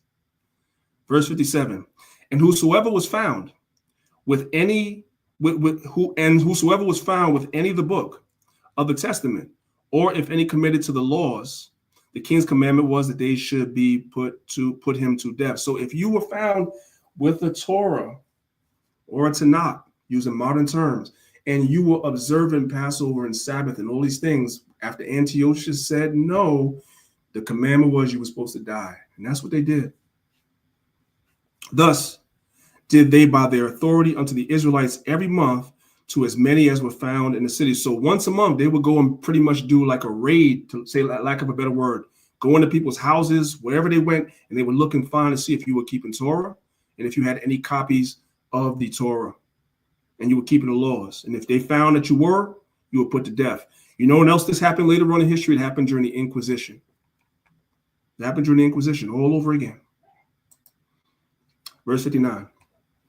Now the 25th day of the month, they did sacrifice upon the altar, which was upon the altar of God, at which time, according to the commandment, they put to death certain women that had caused their children to be circumcised. So not only were there some men that were valiant that went and resorted into secret places to keep God's laws, you had certain sisters that were strong too. You had certain sisters that were strong too, that refused. Sometimes we as men, we just try to make it seem like all of the sisters are gone and all of the sisters are basically, you can't reach them. There's no hope for them. Nah, Most High always left a remnant of men and women. Both. Verse 61. And they hanged the infants about their necks and rifled their houses and slew them that had circumcised them. So they killed the babies. They basically rummaged through their houses, and then they killed the people that, whoever actually did the circumcision, they killed them too. So the woman died, the baby died. They would violate your house, and then they would seek out, well, who actually did the circumcision, and that person would also be put to death as well. Verse 62. Howbeit, many in Israel were fully resolved and confirmed in themselves not to eat any unclean thing, but you still always had a remnant that was like, no matter what, no. This was their hour of temptation, and they passed. The question we have to ask when we read things like this is, when our hour of temptation comes, what are we going to do? Everybody says what you're going to do, of course. Everybody speaks bold. I ain't gonna. You don't know what you're going to do till you in the situation. Verse 63. Wherefore they rather to die, that they might not be defiled with meats, and that they might not profane the holy covenant. So then they died, and there was great wrath upon Israel. Moving on to chapter 2. In those days arose Mattathias, the son of John, the son of Simeon, a priest of the sons of Joraib from Jerusalem, and dwelt in Modin, and had 5 sons, Johanan, Caddis, Simon, the Sai, Judas, who was called Maccabees, Eleazar called Avaron, and Jonathan, whose surname was Aphish. Y'all give me 1 second. I'm going to switch over. We're going to go right to chapter 2, and we're going to pick it up from verse number 2. Excuse me. We're going to pick it up from verse number 6. And when he saw these blasphemies that were committed in Judah and Jerusalem, he said, woe is me.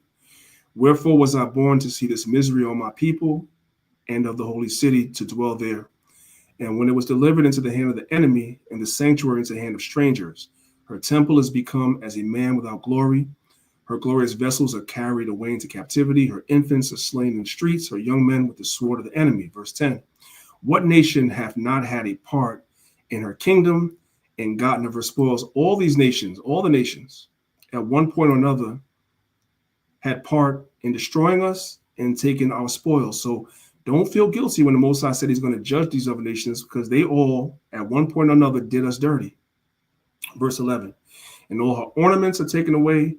Of a free woman she is become a bondslave. And behold, our sanctuary, even our beauty and our glory, is laid waste. And the Gentiles have profaned it. To what end, therefore, shall we live any longer? Then Mattathias and his sons rent their clothes and put on sackcloth and mourn very sore. In the meanwhile, the king's officers, such as compelled the people to revolt, came into the city of Modin to make them sacrifice. And when many of Israel came unto them, Mattathias also and his sons came together. Then answered the king's officers and said to Mattathias on this wise, thou art a ruler and an honorable and great man in the city, and strengthened with sons and brethren. Now, therefore, come thou first and fulfill the king's commandment, like as all the heathen have done, yea, and the men of Judah also, and such as remain at Jerusalem. So shalt thou and thy house be in the number of the king's friends, and thou and thy children shall be honored with silver and gold and many rewards. So just sell your people out. Do what we tell you. Sell your people out. Sell your God out. And the king will consider you a friend and reward you. Verse 19. Then Mattathias answered and spake with a loud voice, though all the nations that are under the king's dominion obey him, and fall away every one from the religion of their fathers, and give consent to his commandments, yet will I and my sons and my brethren walk in the covenant of our fathers. We're not selling out. God forbid that we should forsake the law and ordinances. We will not hearken to the king's word, to go from our religion, either on the right hand or the left. Now, I want to just focus on this just for a second to tell you, brothers and sisters, this also applies to the New Testament, and I went over it a couple of weeks ago in Romans chapter 13, when it says that you have to obey the powers that be. These powers are in rulership. You're not supposed to overthrow them. And where there is space to be obedient to certain laws, like paying your taxes, paying tribute, so forth and so on, there's nothing wrong with that. But notice the difference between paying tribute and being tributaries to a nation and not taking up arms to overthrow a nation, which the Maccabees didn't do, but drawing the line of demarcation when that nation tells you to break God's laws. That's when you don't obey them. That's when you don't obey. That's when you don't comply. Hope everybody understands that. Verse number 23. Now, when he had left speaking these words, there came one of the Jews in the sight of all to sacrifice on the altar which was at Modin, according to the king's commandment. Which thing, when Mattathias saw it, he was inflamed with zeal, and his reins trembled, neither could he forbear to show his anger according to judgment. Wherefore he ran and slew him upon the altar. So he witnessed a man about to go and make a sacrifice to a false god, and he slew that man. Verse 25. Also the king's commissioner, who compelled men to sacrifice, he killed at the time, and the altar he pulled down. Verse 26. Thus he dealt zealously for the law of God, like Phinehas did unto Zambri the son of Shalom. And Mattathias cried throughout the city with a loud voice, saying, whosoever is zealous of the law and maintaineth the covenant, let him follow me. Just like we do when we go on the highways and the byways, we cry with a loud voice, and we tell our people to be zealous of the Most High's laws, and whoever is zealous, follow us as we follow Yahweh Shai, as we keep the commandments. Follow the example that we lay. That's what we do. It's not for everybody, it's for those that have an ear. Verse 28. So he and his sons fled into the mountains and left all that they ever had in the city. Could you do this? Can you be a chief ruler, which means you have a lot of things, and when the time comes, you're willing to give everything up and flee so you can serve your God, all your worldly possessions? How many of us could actually really do that? It's nice to read it like a nice bedtime story, right? But can you actually do that? Would I be able to actually do that? All that you work for, you work hard for years. You go to work day in and day out. You are able to get a nice house, get a nice car, put nice things in your home. And then one day they tell you either you worship this false God or you got to run and leave everything behind in an instant. How many of us could actually do this? It's a lot to ask. Think about it. Done. Verse 29. Then many that sought after justice and judgment went down into the wilderness to dwell there. So there was always a remnant that did not put emphasis on material things. Material things are good to have. There's nothing wrong with having material things, but the emphasis is not supposed to be on that. Verse 30. Both they and their children and their wives and their cattle, because afflictions increased sore upon them. Verse 31.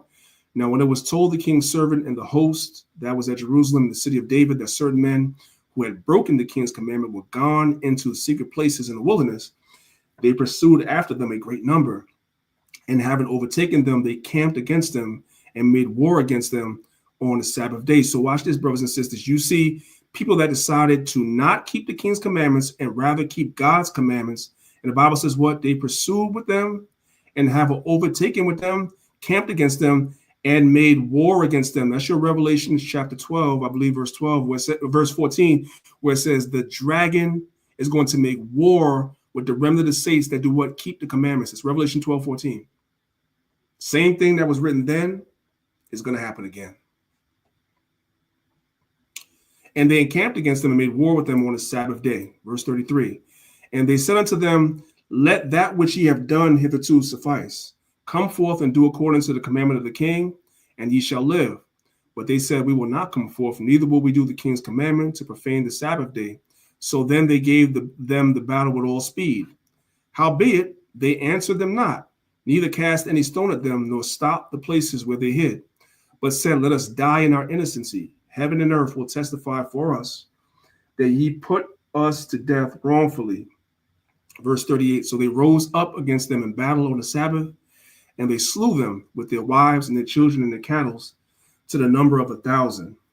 Now, when Mattathias and his friends understood hereof, they mourned for them right sore. And one of them said to another, if we all do as our brethren have done, and fight not for our lives and laws against the heathen, then they will now quickly root us out of the earth.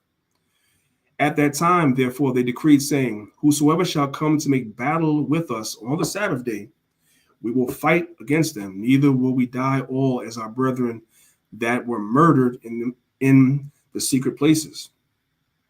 Then came there unto them a company of Assyrians, who were mighty men of Israel, even all such as were voluntarily devoted to the law. Now, scholars say the Pharisees come from the Assyrians. This is where the Pharisees come from in the New Testament. That's what scholars say. I'm just giving you guys that information. You do with that what you will. Verse 43. Also, all they that fled from persecution joined themselves unto them and were stay unto them. So they joined their forces and smote sinful men in their anger and wicked men in their wrath, but the rest fled to the heathen for succor. Then Mattathias and his friends went round about and pulled down the altars. And what children soever they found in the coast of Israel uncircumcised, they circumcised valiantly. They pursued also after the proud men, and the work prospered in their hands. So they recovered the law out of the hand of the Gentiles and out of the hand of the kings. Neither suffered they sin to triumph. Now when the time drew near that Mattathias should die, he said unto his sons, now have pride and rebuke gotten strength in the time of destruction and the wrath of indignation. Now therefore, my sons, be zealous for the law, and give your lives for the covenant of your fathers. And we're doing the same thing today, being a living sacrifice. We're not actually asked to physically give our lives, but we give our lives in terms of what we do. We put our entire all into this work. It becomes the center of everything, and everything in your life revolves around this work because we are zealous of the laws also. Verse 51, call to remembrance what acts our fathers did in their time, so shall ye receive great honor and an everlasting name. Call to remembrance what acts our fathers did in their time. That's what we read in Job chapter 8, verse 8. The first thing that you do in your time is to go and look what your forefathers did before you. Verse 52, was not Abraham found faithful in temptation, and it was imputed unto him for righteousness? Joseph, in the time of his distress, kept the commandments and was made Lord of Egypt. Phinehas, our father, in being zealous and fervent, obtained the covenant of an everlasting priesthood. Jesus, this is talking about Joshua, for fulfilling the word was made a judge in Israel. Caleb, for bearing witness before the congregation, received the heritage of land. David, for being merciful, possessed the throne of an everlasting kingdom. Elias, which is Elijah, for being zealous and fervent for the Lord, was taken up into heaven. Ananias, Azarias, and Misael, the three Hebrew boys, by believing were saved out of the flame. Daniel, for his innocency, was delivered out of the mouth of lions. And thus consider ye through all ages that none that put their trust in him shall be overcome. Fear not the words of a sinful man, for his glory shall be dung and worms. Today he shall be lifted up, and tomorrow he shall be not found. Because he is returned into his dust, and his thought is come to naught. Wherefore ye, my sons, be valiant, and show yourselves men in the behalf of the law, for by it ye obtain glory. Verse 65. And behold, I know that your brother Simon is a man of counsel. Give ear unto him always. He shall be a father unto you. So everybody, this is going into the book of Corinthians. All the brothers didn't have the same talent. Every brother had a different talent. All the talents were necessary. So now the father, being the head of the family, knows the different gifts that each brother has. And so he's encouraging them to work together according to their strengths and their talents. And that's what we need to do today as a body. As we begin to come together as the body of Yahushua, the body of Israel, each person has a talent, a gift, a strength. We have to cultivate those talents in each brother and sister, because all these talents are useful to the body. Understand that. Verse 65. And behold, I know that your brother Simon is a man of counsel. Give ear unto him always. He shall be a father unto you. And as for Judas Maccabeus, he hath been mighty and strong even from his youth. Up, let him be your captain, and fight the battle of the people. Take also unto you those that observe the law, and avenge ye the wrong of your people. Recompense fully the heathen, meaning pay the heathen back. And take heed to the commandments of the law. So he blessed them and was gathered to his fathers. And he died in the 146th year. And his sons buried him in the sepulchres of his fathers in Modin.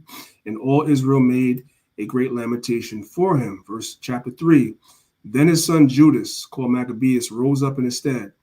And all his brethren helped him. And so did all they that held with their fathers, they fought with cheerfulness the battle of Israel.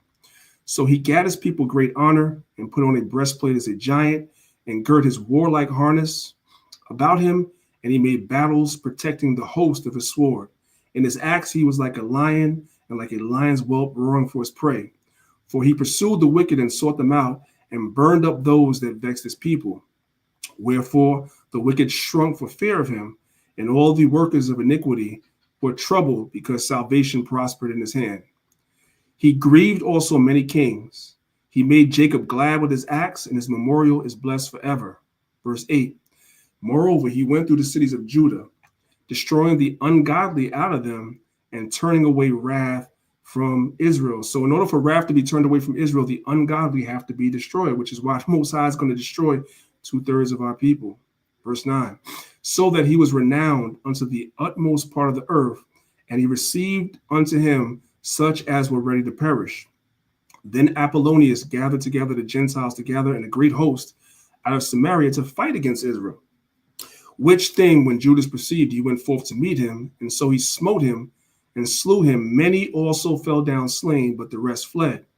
Wherefore Judas took their spoils, and Apollonius' sword also, and therewith he fought all his life long. Now when Seron, a prince of the army of Syria, heard that Judas had gathered unto him a multitude and a company of faithful to go out with him to war, he said, I will get me a name and honor in the kingdom, for I will go fight with Judas and them that are with him who despise the king's commandment. So this guy wanted to get a name. If I go and destroy Judas, then the king will recognize me and give me gifts and gold and make me a friend of his. So he made him ready to go up. And there went with him a mighty host of the ungodly to help him and to be avenged of the children of Israel. Verse 16. And when he came near to the going of Beth Horon, Judas went forth to meet him with a small company, who, when they saw the host coming to meet him, said unto Judas, how shall we be able, being so few, to fight against so great a multitude and so strong, seeing we are ready to faint with fasting all this day? Verse 18. Unto whom Judas answered, it is no hard matter for many to be shut up in the hands of a few, and with the God of heaven it is all one to deliver a great multitude or a small company. Verse 19. For the victory of the battle standeth not in the multitude of hosts, but in the strength, but strength that cometh from heaven. They come against us in much pride and iniquity to destroy us and our wives and our children and to spoil us. But we fight for our lives and our laws. Wherefore the Lord himself will overthrow them before our face. As for you, be not afraid of them. Verse 23. Now as soon as he had left off speaking, he leapt suddenly upon them, and so Seron and his hosts were overthrown before him. And they pursued them from the going down of Beth Horon unto the plain, where were slain about 800 men of them, and the residue fled into the land of the Philistines. Then began the fear of Judas and his brethren, and an exceeding great dread to fall upon the nations round about them, insomuch as his fame came unto the king, and all nations talked of the battles of Judas. Verse 27. Now, when King Antiochus heard these things, and you guys might hear me toggle back and forth. Some people say Antiochus, some people say Antiochus. It's the same guy. Now, when King Antiochus heard these things, he was full of indignation. Wherefore he sent and gathered together all the forces of his realm, even a very strong army. He opened also his treasure and gave his soldiers pay for a year, commanding them to be ready whensoever he should need them. Nevertheless, when he saw that the money of his treasures failed, and that the tributes in the country were small, because of the dissension and plague which he had brought upon the land and taken away the laws which had been of old time, he feared that he should not be able to bear the charges any longer, nor have such gifts to so liberally as he did, for he had abounded above the kings that were before him. Wherefore, being perplexed in his mind, he determined to go into Persia, there to take the tributes of the country and to gather much money. So Antiochus, every time at his whim, he would decide to go into another country to basically spoil them and take their money. At one point, it was Egypt. At one point, it was us. Now it's Persia. Verse 32. So he left Lysias, a nobleman and one of the blood royal, to oversee the affairs of the king from the river Euphrates unto the border of Egypt, and to bring up his son Antiochus until he came again. Wherefore he delivered unto him half of his forces and the elephants, and gave him charge of all things that he would have done, as also concerning them that dwelt in Judah and Jerusalem. To wit, that he should send an army against them to destroy and root out the strength of Israel and the remnant of Jerusalem, to take away their memorial from that place, and that he should place strangers in their quarters and divide their lands by lot. So he wanted to displace the Israelites and put other people in the land instead. So the king took half of the forces that remained and departed from Antioch, his royal city, the 147th year, and having passed the river Euphrates, he went through the high countries. Then Lysias chose Ptolemy, the son of Dorymenes, Nicanor, Gorgias, mighty men of the king's friends, and with them he sent 40,000 footmen, 7,000 horsemen, to go into the land of Judea and to destroy it as the king had commanded. So they went forth with all their power and came and pitched at Emmaus in the plain country. And the merchants of the country, hearing of the fame of them, took silver and gold very much with servants, and came into the camp to buy the children of Israel for slaves. So you see, these other nations wanted to buy us as slaves. So they have to pay. A power also of Syria and of the land of the Philistines joined themselves unto them. Now when Judas and his brethren saw that miseries were multiplied, and that the forces did encamp themselves in their borders, for they knew how the king had given commandment to destroy the people and utterly abolish them, they said one to another, let us restore the decay of our people, and let us fight for the sanctuary. Let us fight for our people and for the sanctuary. Verse 44. Then was the congregation gathered together, that they might be ready for the battle, and that they might pray and ask mercy and compassion. So that's the first portion. We have to pray to the Most High and ask for mercy and compassion, because the Most High didn't allow these nations to come against us for nothing. It came against us because we broke God's laws. Verse 45. Now Jerusalem lay void as a wilderness. There was none of her children that went in or out. The sanctuary also was trodden down, and the aliens kept the stronghold. And the heathens had their habitation in that place, and joy was taken from Jacob, and the pipe and the harp ceased. Wherefore the Israelites assembled themselves together and came to Maspha over against Jerusalem, for in Maspha was the place where they prayed aforetime in Israel. Then they fasted that day and put on sackcloth and cast ashes upon the head and rent their clothes, and laid open the books of the law where the heathen had sought to paint their likeness of their images. They brought also the priest's garments and the first fruits and the tithes, and the Nazarites they stirred up, who had accomplished their days. Then they cried with a loud voice towards heaven, saying, what shall we do with these? And whither shall we carry them? For thy sanctuary is trodden down and profaned, and thy priests are in heaviness and brought low. And lo, the heathen are assembled against us to destroy us. What things they imagine against us, thou knowest. How shall we be able to stand against them, except thou, O Yahweh, be our help?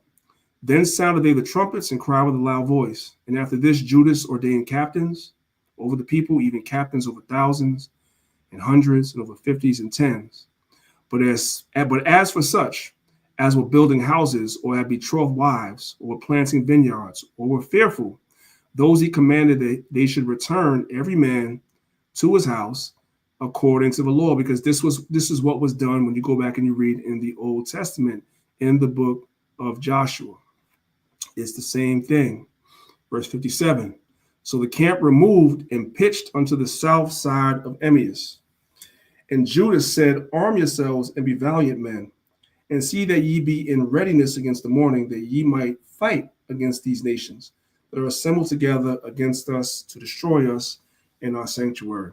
For it is better for us to die in battle than to behold the calamities of our people in our sanctuary. Nevertheless, as the will of God in heaven is, so let him do. This last chapter we're going to read, and we're done, guys. Chapter 4, 1 Maccabees chapter 4, verse 1. Then Gorgias, 5,000 footmen, and 1,000 of the best horsemen, and removed out of the camp by night. to the end that he might rush in upon the camp of the Jews and smite them suddenly, and the men of the fortress were his guides. Now when Judas heard these things himself, he removed, and the valiant men with him, that he might smite the king's army with Emmaus. While as yet the forces were dispersed from the camp, in the mean season came Georgius by night into the camp of Judas. And when he found no man there, he sought them in the mountains, for he said, these fellows flee from us. But as soon as it was day, Judas showed himself in the plain with 3,000 men, who nevertheless had neither armor nor sword in their hands. And they saw the camp of the heathen, that it was strong and well harnessed and compassed round about with horsemen, and these were expert in war. Then said Judas to the men that were with him, fear ye not this multitude, neither be ye afraid of their assault. Remember how our fathers were delivered in the Red Sea, when Pharaoh pursued them with an army. Now therefore let us cry unto heaven, if peradventure the Lord will have mercy upon us, and remember the covenant of our fathers, and destroy this host before our face, that so all the heathen may know that there is one that delivereth and saveth Israel. Then the strangers lifted up their eyes and saw them coming over against them. Wherefore they went out of the camp to battle, but they that were with Judas sounded the trumpets. So they joined the battle, and the heathens, being discomfited, fled into the plain. Howbeit at the hindmost of them were slain with the sword, for they pursued them unto Gezerah, and unto the plains of Idumea, and Azotus, and Jamnia, so that there were slain of them upon a 3,000 men. This done, Judas returned again with his host from pursuing them, and said, behold, be not greedy of the spoil, insomuch as there is a battle before us. And Georgius and his men are here by us in the mountain. But stand ye now against our enemies and overcome them, and after this ye may boldly take spoils. As Judas was speaking these words, there appeared a part of them looking out of the mountains, who when they had perceived that the Jews had put the host to flight, and were burning tents, for the smoke that was seen declared what was done. When therefore they perceived these things, they were so afraid, and seeing also that the host of Judas in the plain ready to fight, they fled everyone into the land of the strangers. Then Judas returned to the spoiled tents, where they got much gold and silver, and blue silk and purple of the sea, and great riches.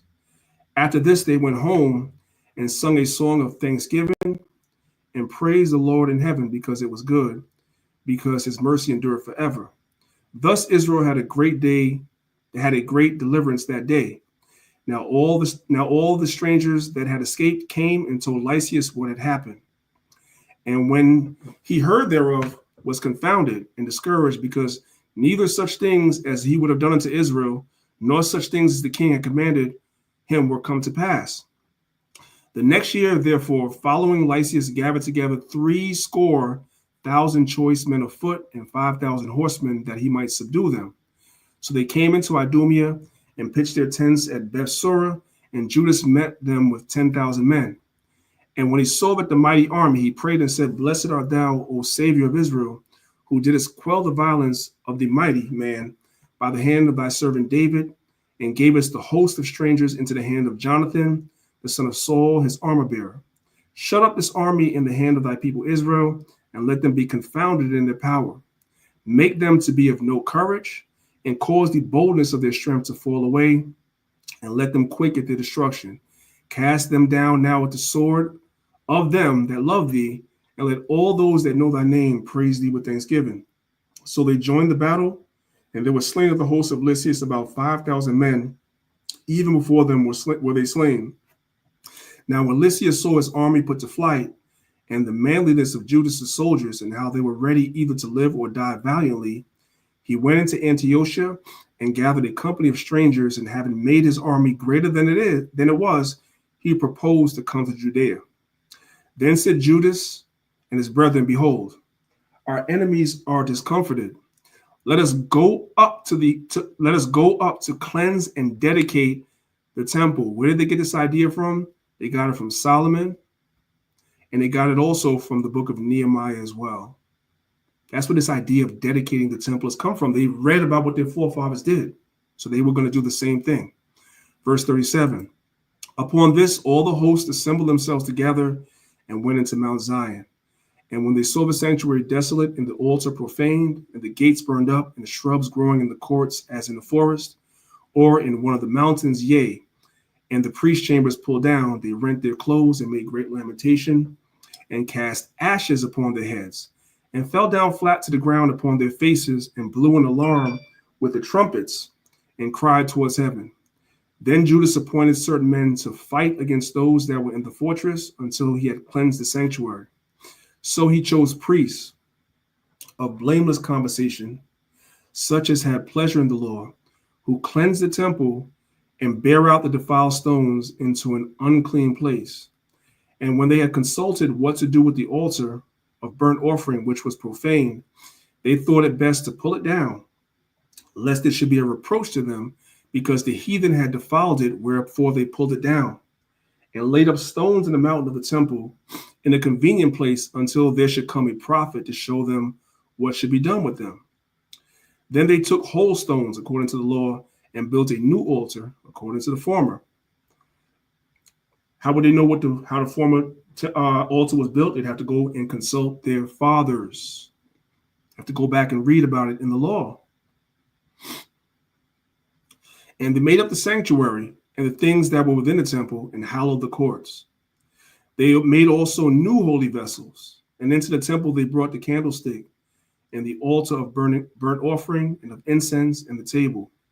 And upon the altar they burned incense, and the lamps that were upon the candlesticks they lightened, that they might give light in the temple.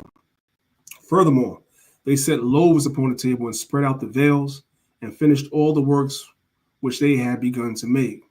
Now on the 25th day of the 9th month, which is called Casliu, in the 148th day, they rose up betimes in the morning and offered sacrifices according to the law upon the new altar of burnt offerings which they had made. Look at what time and what day the heathen had profaned it. Even in that was it dedicated with songs and citherns and harps and cymbals. Then all the people fell upon their faces, worshiping and praising the God of heaven, who had given them good success. And so they kept the dedication of the altar 8 days, and burnt offerings with gladness, and sacrificed the sacrifice of deliverance and praise. They decked also the forefront of the temple with crowns of gold and with shields and gates, and the chambers they renewed and hanged doors upon them. And there was very great gladness amongst the people, for the reproach of the heathen was put away. Moreover, Judas and his brethren, with the whole congregation of Israel, ordained that the days of the dedication of the altar should be kept in their season from year to year, by the space of 8 days, from the 25th day of month of Casliu, with mirth and with gladness. So what were they doing? They were doing the same thing that Solomon did. They were doing the same thing that happened during the time of the book of Nehemiah. They're not going outside and saying that this day is now the same, or these days are now the same as the days in Leviticus 23. That's not what they're doing. But they're setting aside a day to give reverence and praise to the Most High for delivering our temple back into our hands away from the heathen. There's nothing wrong with that. Just like Solomon set aside feast days for the dedication of the first temple. There's nothing wrong with that. The Most High will honor that. We see that Yahweh Shai, Jesus Christ, also kept the feast of dedication as well. All right. Verse 60. At that time, also they built up the Mount Zion with high walls and strong towers round about, lest the Gentiles should come and tread it down as they had done before. And they set there a garrison to keep it, and fortified Bethsura to preserve it, that the people might have a defense against Idumea. So that's the purpose of the Feast of Dedication, brothers and sisters. It's just simply a rededication of the temple. That's the reason why you guys will look and see that the title of the video, when I named it the Feast of Rededication. That's what I named the class today. And the reason why I named it the Feast of Rededication is because Solomon already dedicated the temple. When you read in the book of Maccabees, you clearly see that we had a standing temple that the Greeks came in and they defiled. And then the Most High allowed us to get control of the temple again. So we had to throw out all the holy things that were in the temple, and we had to remake them from scratch, the altar, all the holy vessels, et cetera, et cetera. We had to remake those things, and we had to rededicate the temple because the heathen had profaned it. So that's why I call it the class of rededication, of the feast of rededication, which is to rededicate our temple. And when Solomon did it, he had a feast. They had Thanksgiving and mirth, so forth and so on. During the time of Nehemiah, same thing, and which is why the Maccabees did what they did. So we're not trying to say that the Feast of Dedication is on par or equal to the holy days in Leviticus 23, but it is a day of remembrance, which is why we observe it, which is why Yahushua observed it as well. And going on a deeper level to now, we are the temple, right? We are the temple. And our temples, in our ignorance, was profaned. We were eating all types of abominable foods, many of us before we came into the truth, right? We were worshiping an abominable God, the most popular of which is Caesar Borgia. We were doing a lot of those things. And then we came into this truth, and then we rededicated our temple, we rededicated our lives, ourselves, to the Most High. We got a fresh start. And all that leaven, all that evil that was in us, we got that out of us and rededicated ourselves to the Most High because we are truly that temple. Does everybody understand? Everybody clear? So hopefully everything made sense, brothers and sisters. I'm going to let you come in right now, Zab, one moment. Hopefully everything made sense to you, brothers and sisters. And again, my apologies for the technical difficulties earlier, but I wanted to make sure I got through all of that. All right, so if everything made sense, guys, put one in the chat. Hey, Zab, you got it. Khan, no, I wasn't trying to come in, priest. I was just saying Khan. But excellent class. And I think what sums it up with what you just said is going back to First Maccabees chapter 1, verse 62. And that sums it up on a physical level and also on a spiritual level. So First Maccabees chapter 1, verse 62 says, howbeit many in Israel were fully resolved and confirmed in themselves not to eat any unclean thing. Now that's physically going back in that time that we wasn't supposed to eat unclean food, but you could take that and extrapolate and say consuming also means doctrines and false followings and all type of foolishness that we have in this land of confusion right now. You have to be like Israel back then. You got to be fully resolved in your heart and confirm not to consume anything unclean. And the last scripture I wanted to bring out is what sums it up is Romans 15:4, right? And pretty much we all know what that says. Pretty much Romans 15:4 says, for whatsoever things were written aforetime were written for our learning. So it's not wasted ink on paper, man, or parchment, I should say. When you hear about the history and all the things that our forefathers went through, the priest didn't even get into the woman who sacrificed her children got killed right in front of her. We ain't even get into so many things for the sake of brevity and time. But this is not written just to be written down. It's for you to consume it and understand it and know that our people made sacrifices, right? To show that we don't want to be conformed with this world. We want to be set apart. We want to be holy, hakwadash. We want to be separate. And that's what we need to meditate on. Don't get followed away in doctrines like these dumb Israelites eating all type of abominable things and celebrating Thanksgiving. You know what I'm talking about. We ain't going to get into it. Don't get carried away, man. Don't be resolved like First Maccabees chapter 1, verse 62. Be like them Israelites who say, nah, we're not doing that. All right. With that, I say shalom. All right, all praise the Most High. Once again, we thank everybody for being here as always every Saturday.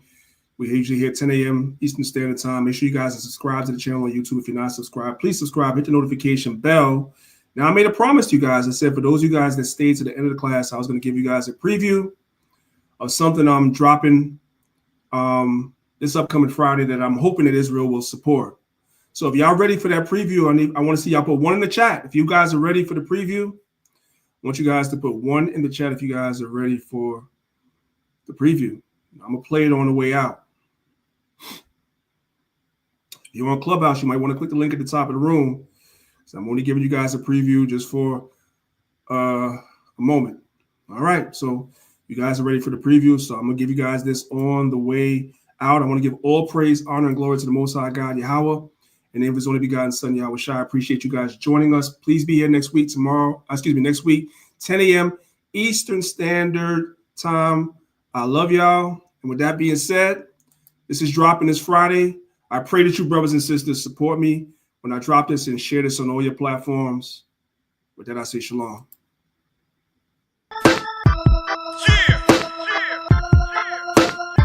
I'm telling Babylon. I'm telling Babylon. I'm telling Babylon. You let everybody get a turn. When the angels come, I'ma scream, let her burn. You let everybody get a ride. Did you really think God was gonna let it slide? You let everybody get a turn. When the angels come, I'ma scream, let her burn. You let everybody get a ride.